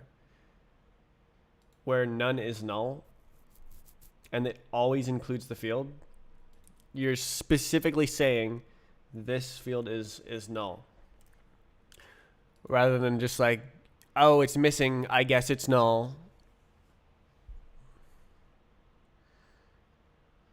Honestly, they're both equivalent but distinct.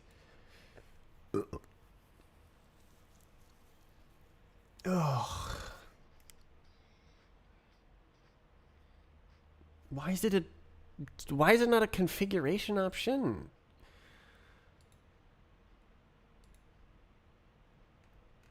Hell is going on?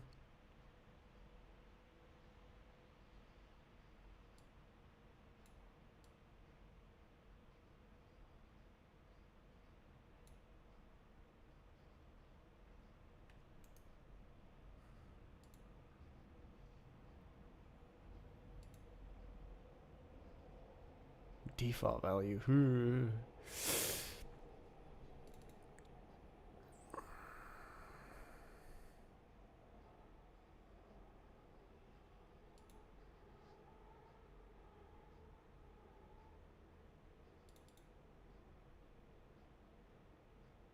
Okay, so I don't need a goddamn extra crate. Okay. I hope. Okay, so I can put this back.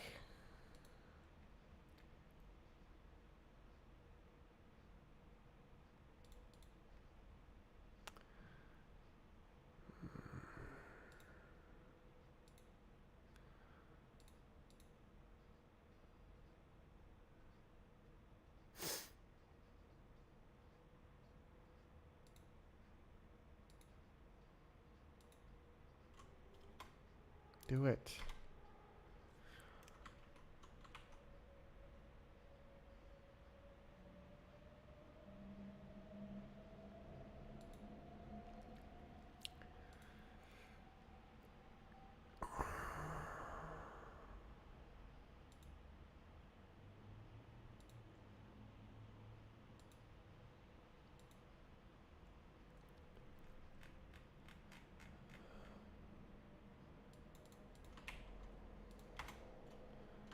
Is that allowed?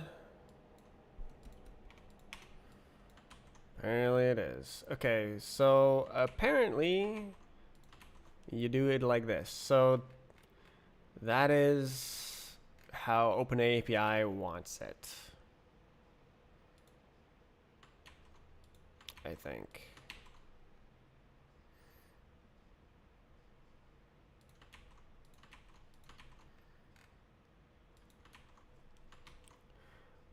Oh God.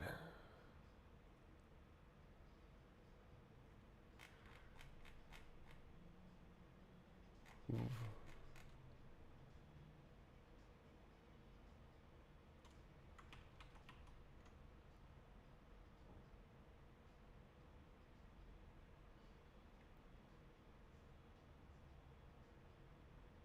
2018. So it used to do it? What is the date on this?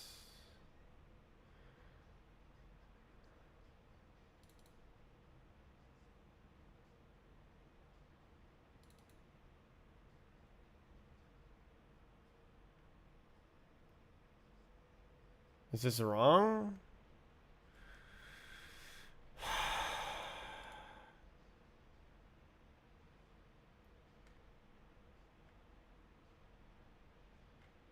I don't want to add a dependency.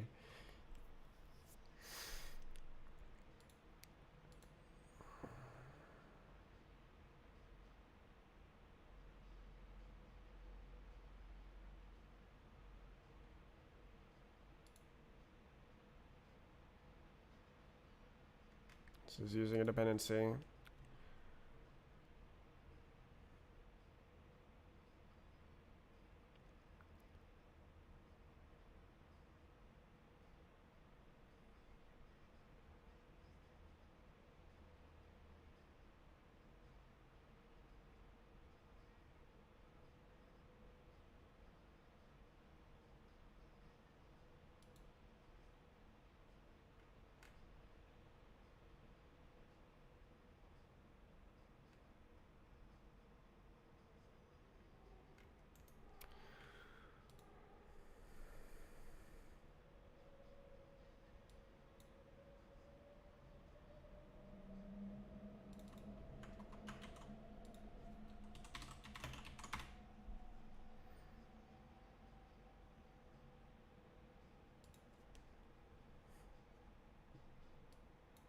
Does not exist.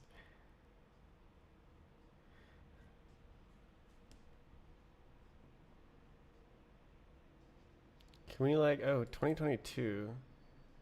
Okay, why is it only on this one?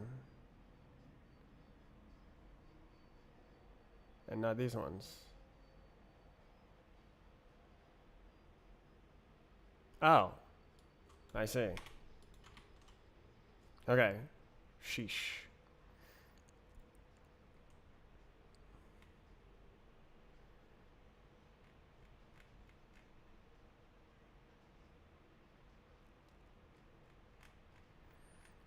Okay. What do you think about that?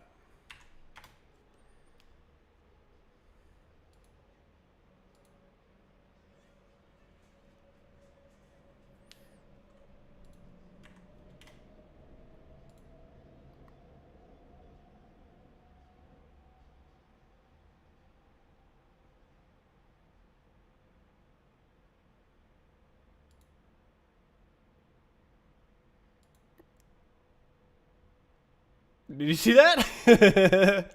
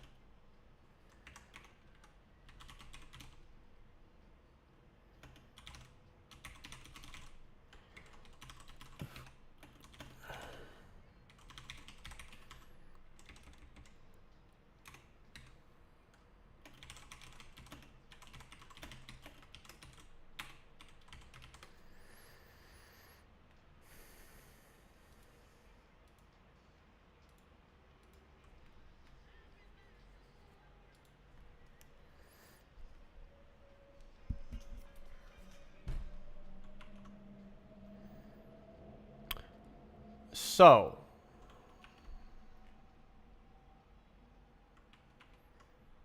how many? How do you count? Um,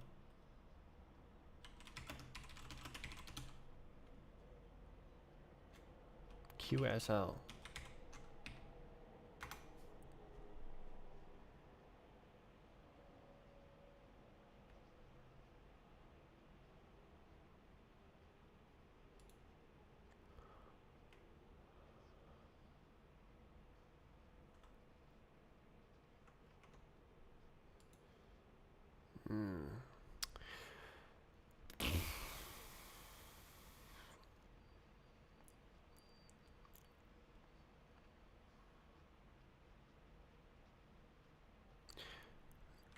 Select from policies where policy equals 0.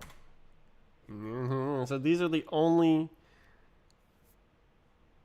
Okay, what do I do? Count.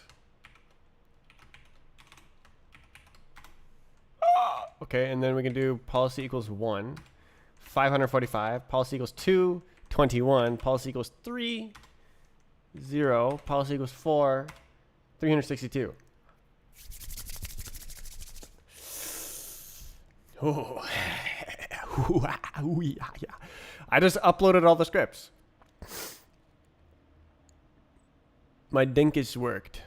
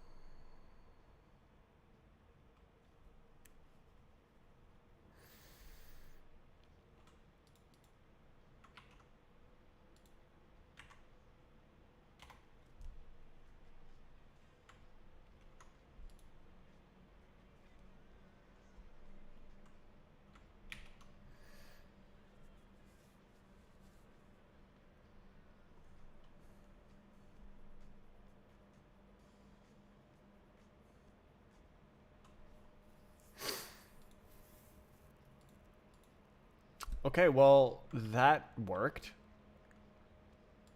So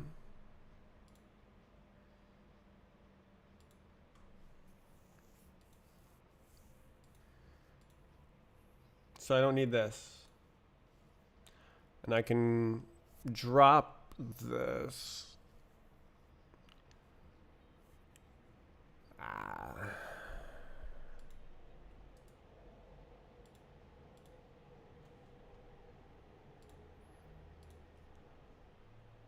Hooray.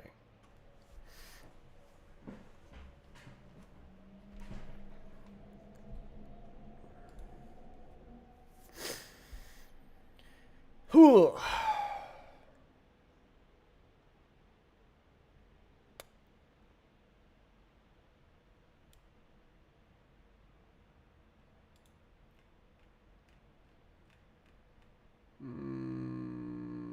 So now what?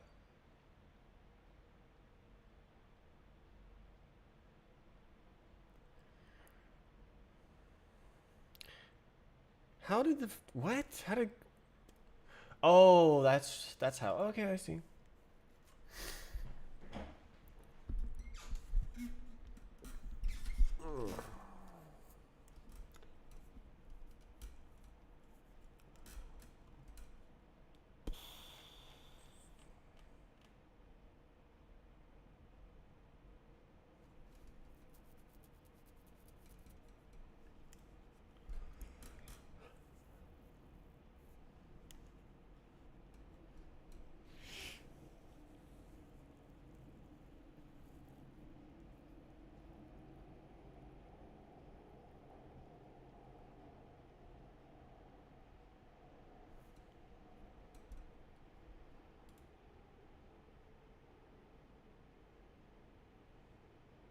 Now what?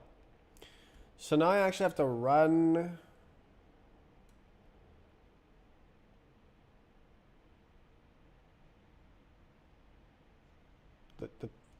What map did I use? Did I write it down? Oh, jeez. Oh, it's number 2. Submission number 2.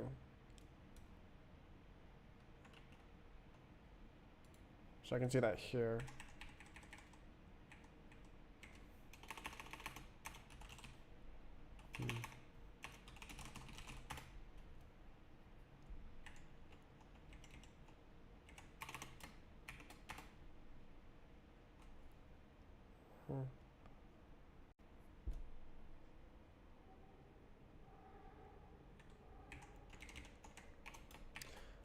Uh,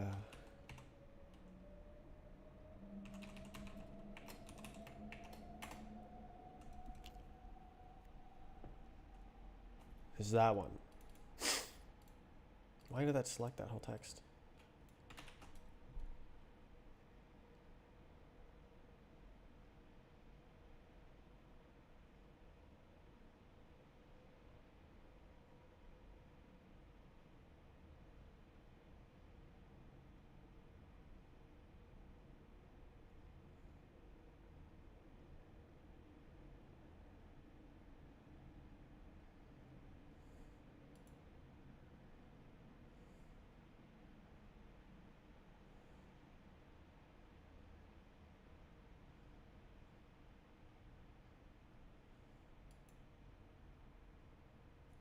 What do I do?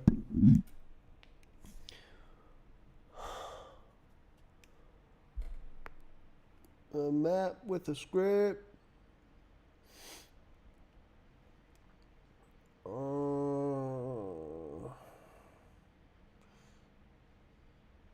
I mean, that's literally what I'm doing.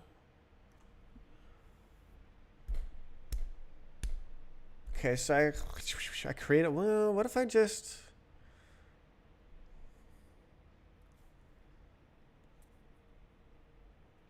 I could just curl the whole thing. Like manual, that would be super annoying. But it's only 3 scripts.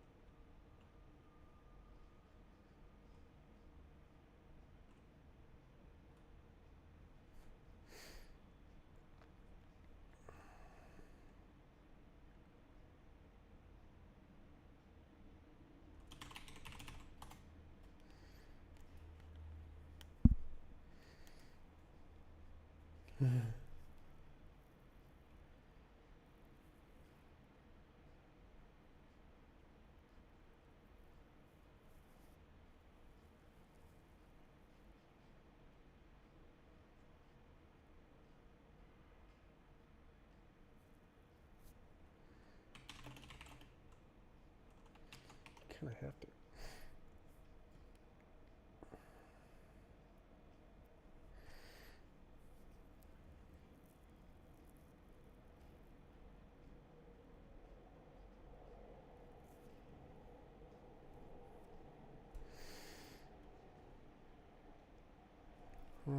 What am I doing? So I looked at the database, and there's 3 there's 3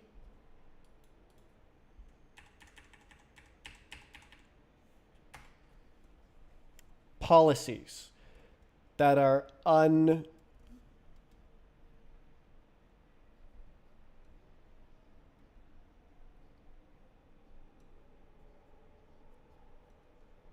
made.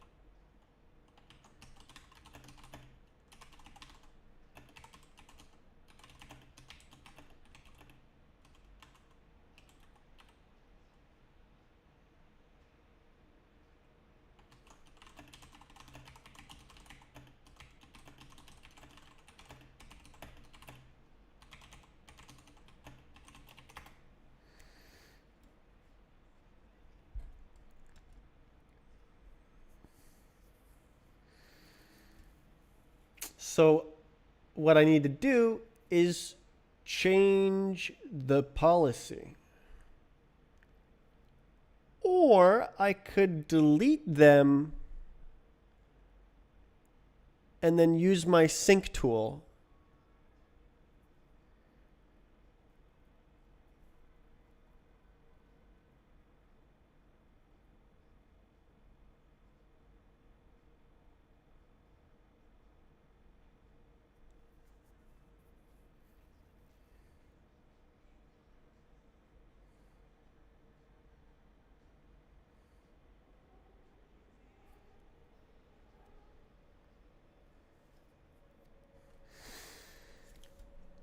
Ooh.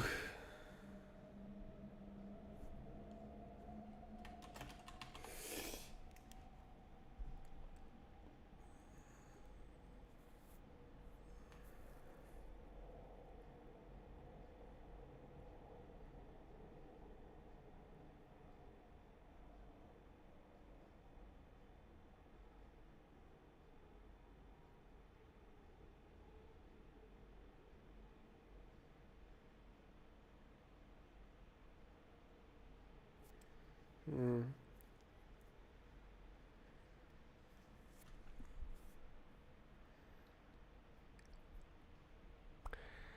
So I made it crash over here. I said if it doesn't match, just crash the program.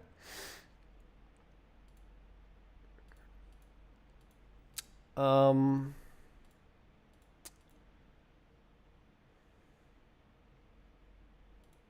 but I could edit the remote policy instead.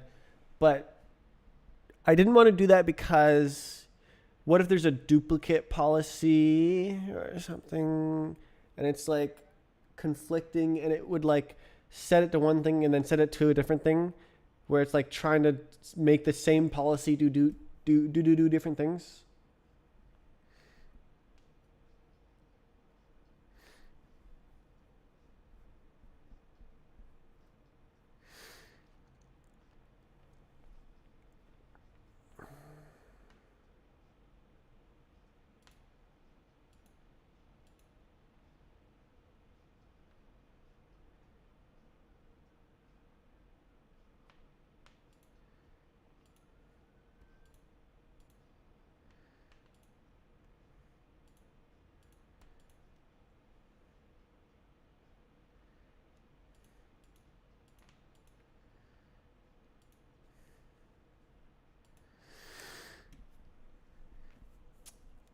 Oh. So yeah, okay.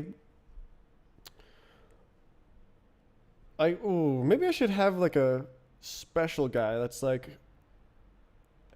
edit the remote policy.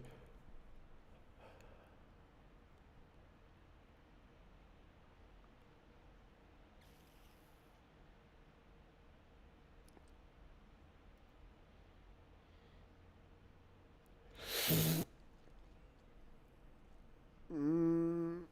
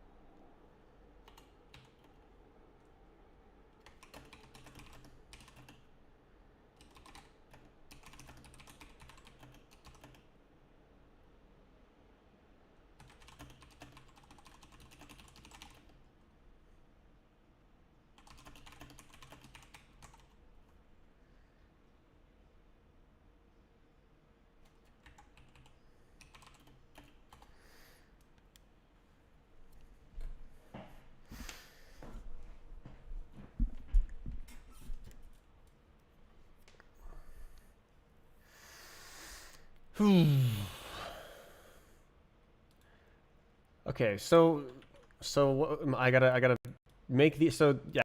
In order to validate submission number two, I have to set a policy for each of these scripts. I have to actually review these scripts.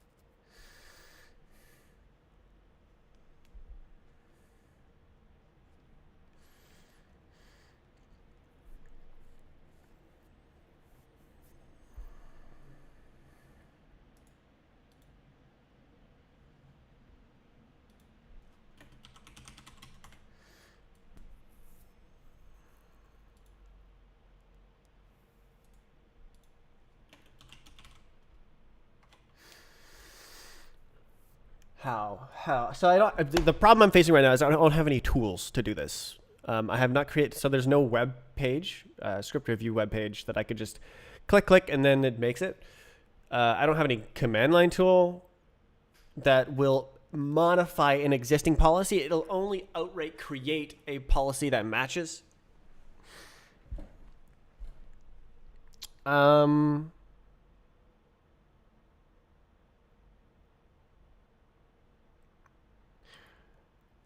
Oh, interesting. Oh, interesting.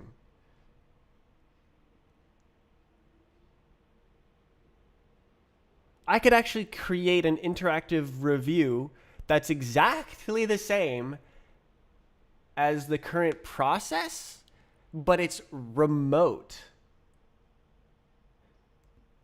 So I would sort of emulate the web page, but do my current review process where it like loads it as a file, and then I edit the file, and then I press pass or something.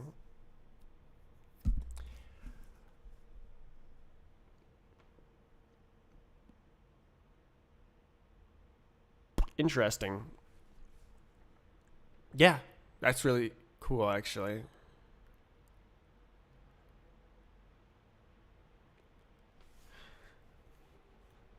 Well, that's pretty cool.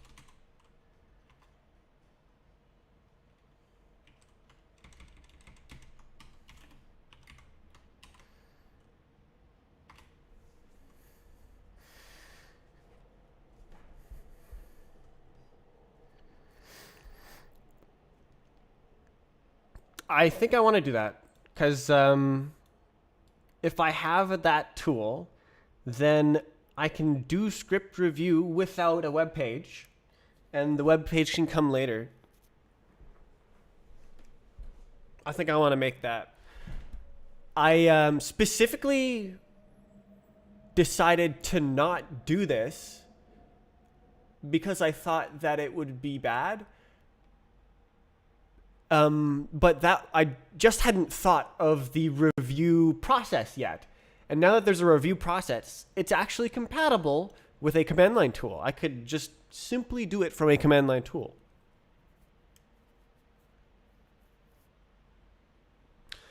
Maybe, yeah.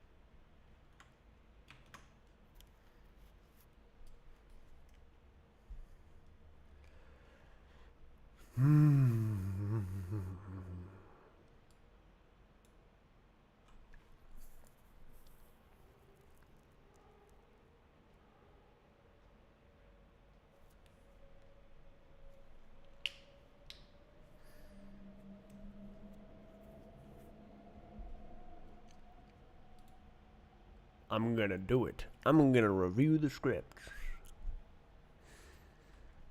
How long have I actually been streaming? Oh. The current bitrate. Oh, is it actually doing that? Did it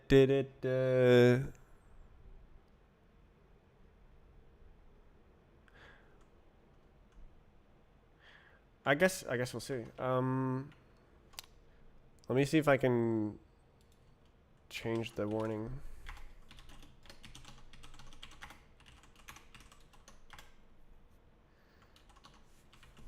Let's see. Oh.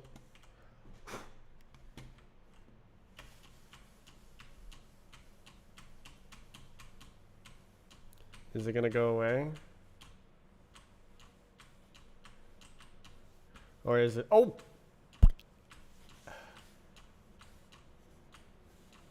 It just started locking up on YouTube. Oops.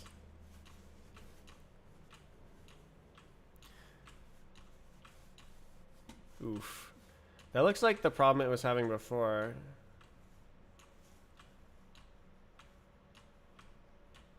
How's the quality? YouTube is not receiving enough data. Bruh.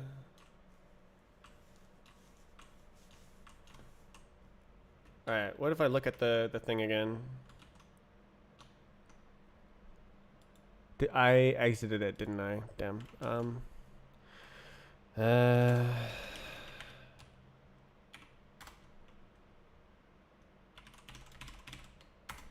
To wait for it to log in because Debian.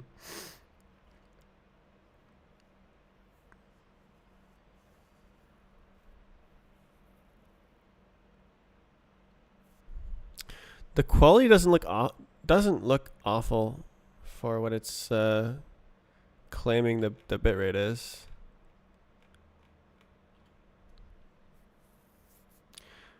All right, what does it say? Oh. Oh, what? It's not using GPU.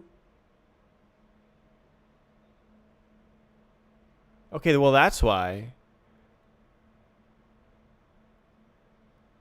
The GPU encoding died.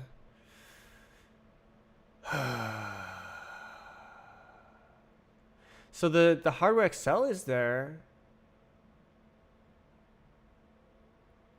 Do I have to read?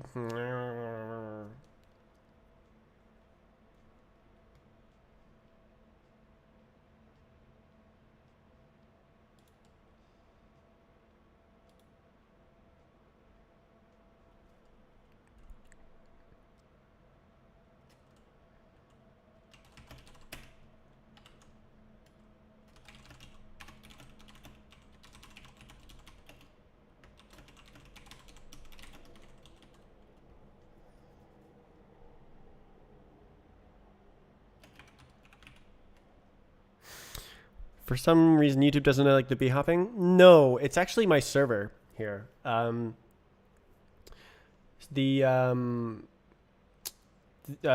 streaming from my desktop to my server that's in my house, and it's supposed to transcode a 1440p stream at 120 frames per second. Oh, an error occurred. Refresh. Did YouTube's died? Is the Twitch stream still up? Uh-oh.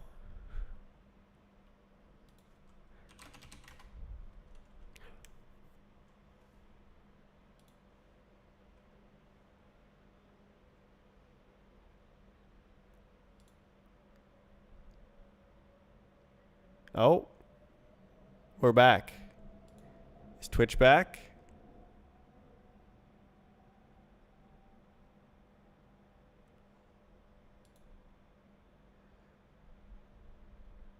It says live.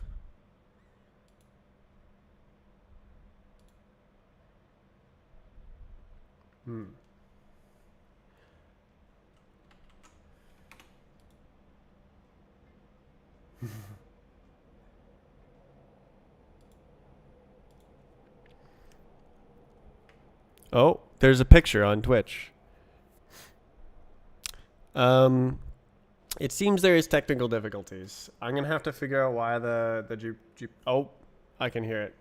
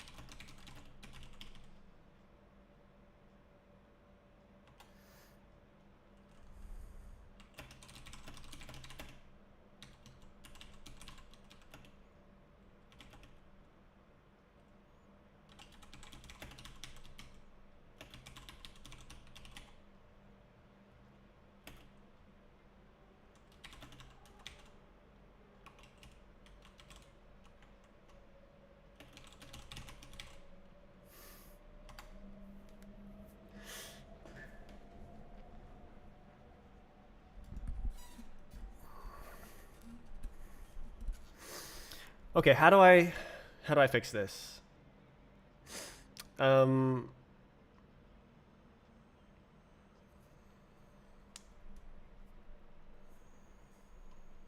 why is it not doing Gapoo? Okay, why don't I run the prereqs?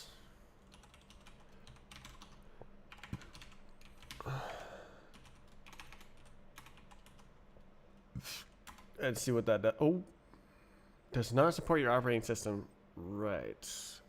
Thanks.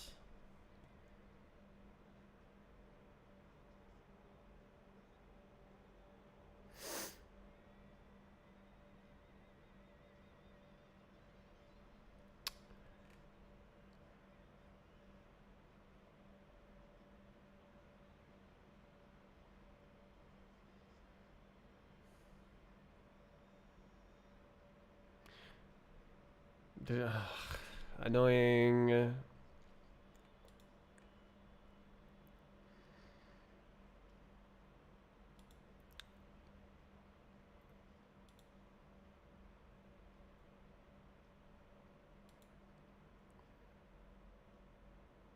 2 weeks ago. What did the comment history?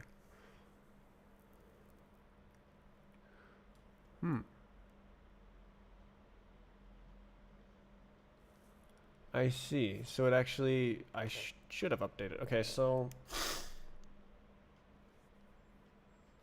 um, gosh, I have to read this damn script.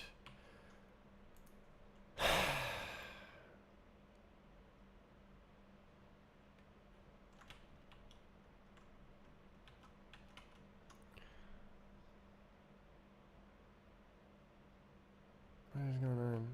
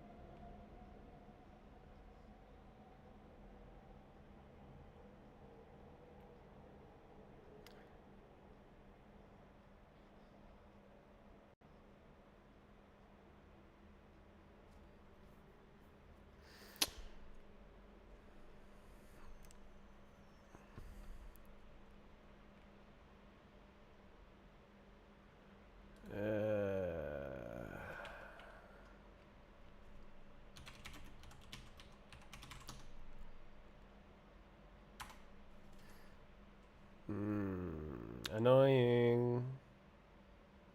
Okay, this is not going to. Oh no. Die.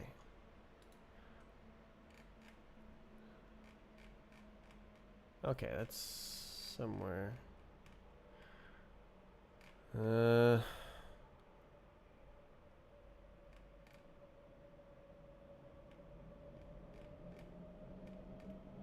Okay, there it is.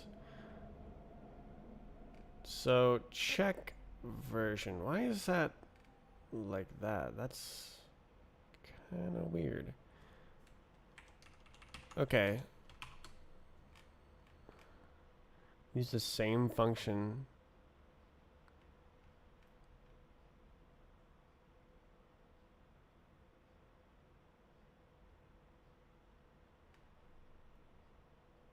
Oh, gross.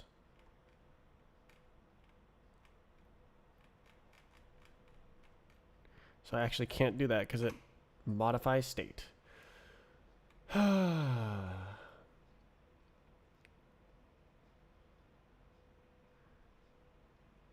What?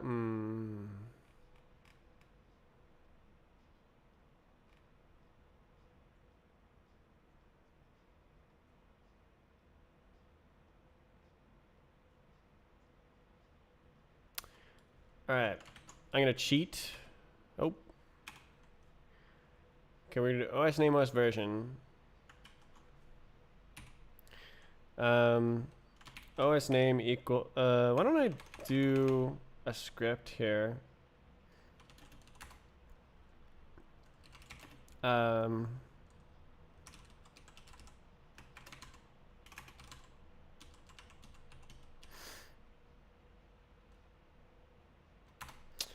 So I'll do OS name equals Ubuntu. Haha, yes, I'm Ubuntu. And then OS version equals 22.04. Haha, yes. And then MISC prerequisites. Enable NVC.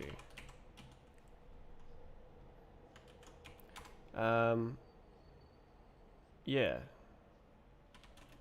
And then let it run. Okay, and then I do install prereqs. And it doesn't work. Does not support your operating system. Huh? But I faked it.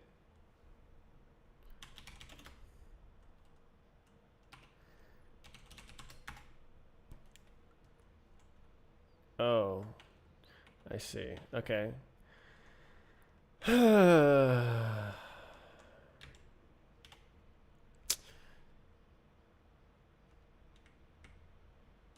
I see.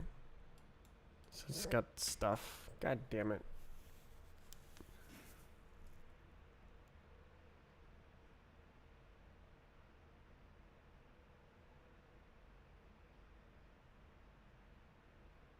Sneeze.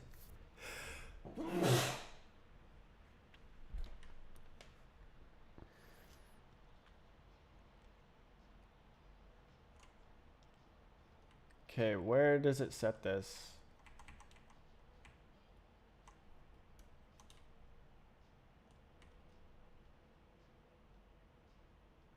Oh, look at that.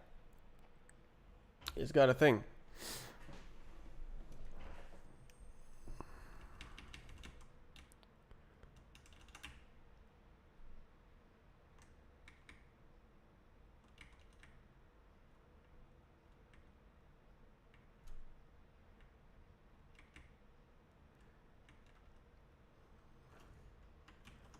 It's got it. There's a thing.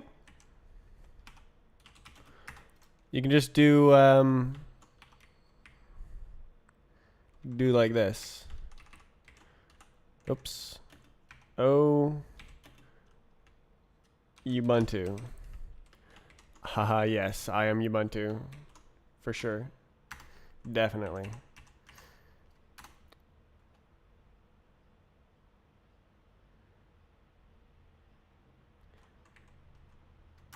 Foiled again.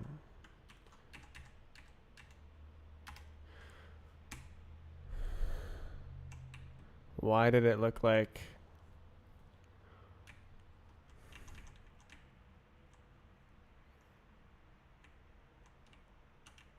Why did it look like I could do that? Oh, equals.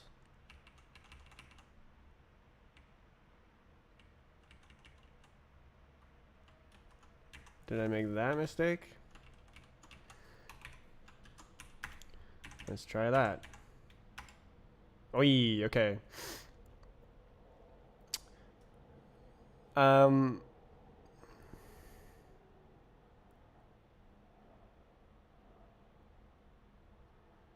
Yes.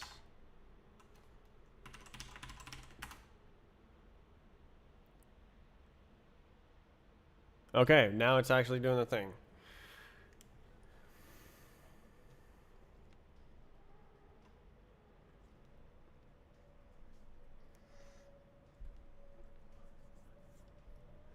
Okay, so I think that why the GPU accelerated video transcoding wasn't working is because the prerequisites install script added some sort of CUDA thing, and I didn't run it. So my mistake.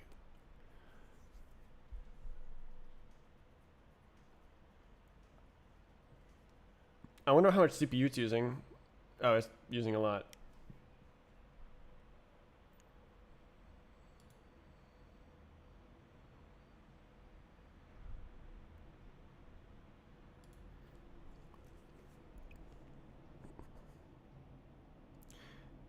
Yeah, it's encoding 2 streams with CPU. It's kind of wild.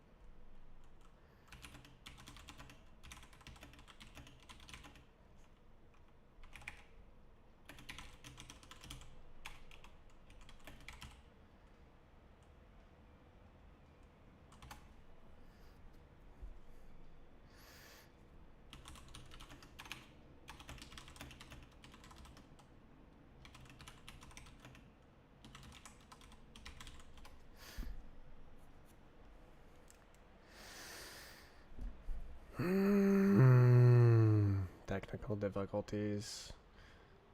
I should have done all this before starting the stream.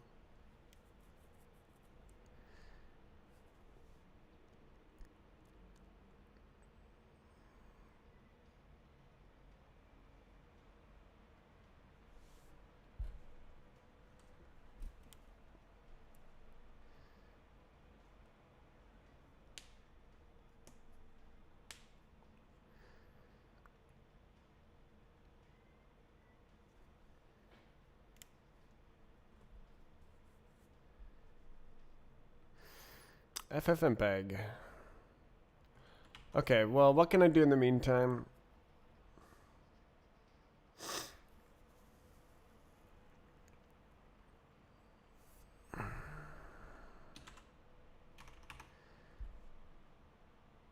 At least the stream VOD is going to be there.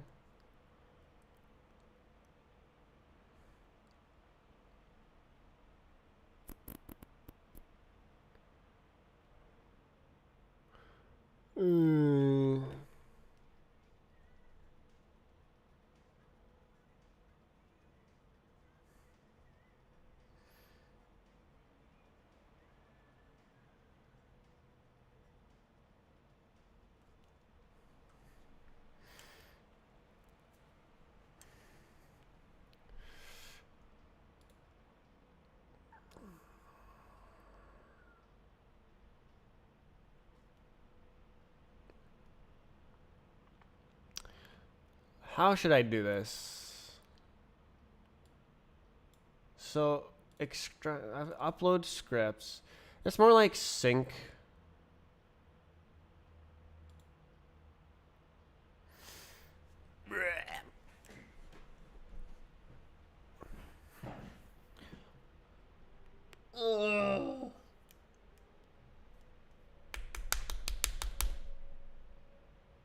Wait, I didn't count how many scripts there are. I want to see that. Select count from scripts. 900. I guess that makes sense. Because there's... Yeah, okay. Okay, that makes sense. And then, like, there's...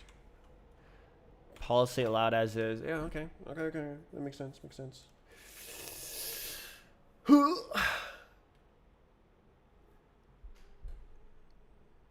You done? Cool. Okay.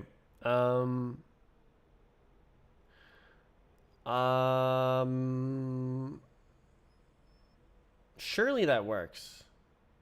I think I can just restart the server. All right. So the stream is going to go down if it is even up for you right now.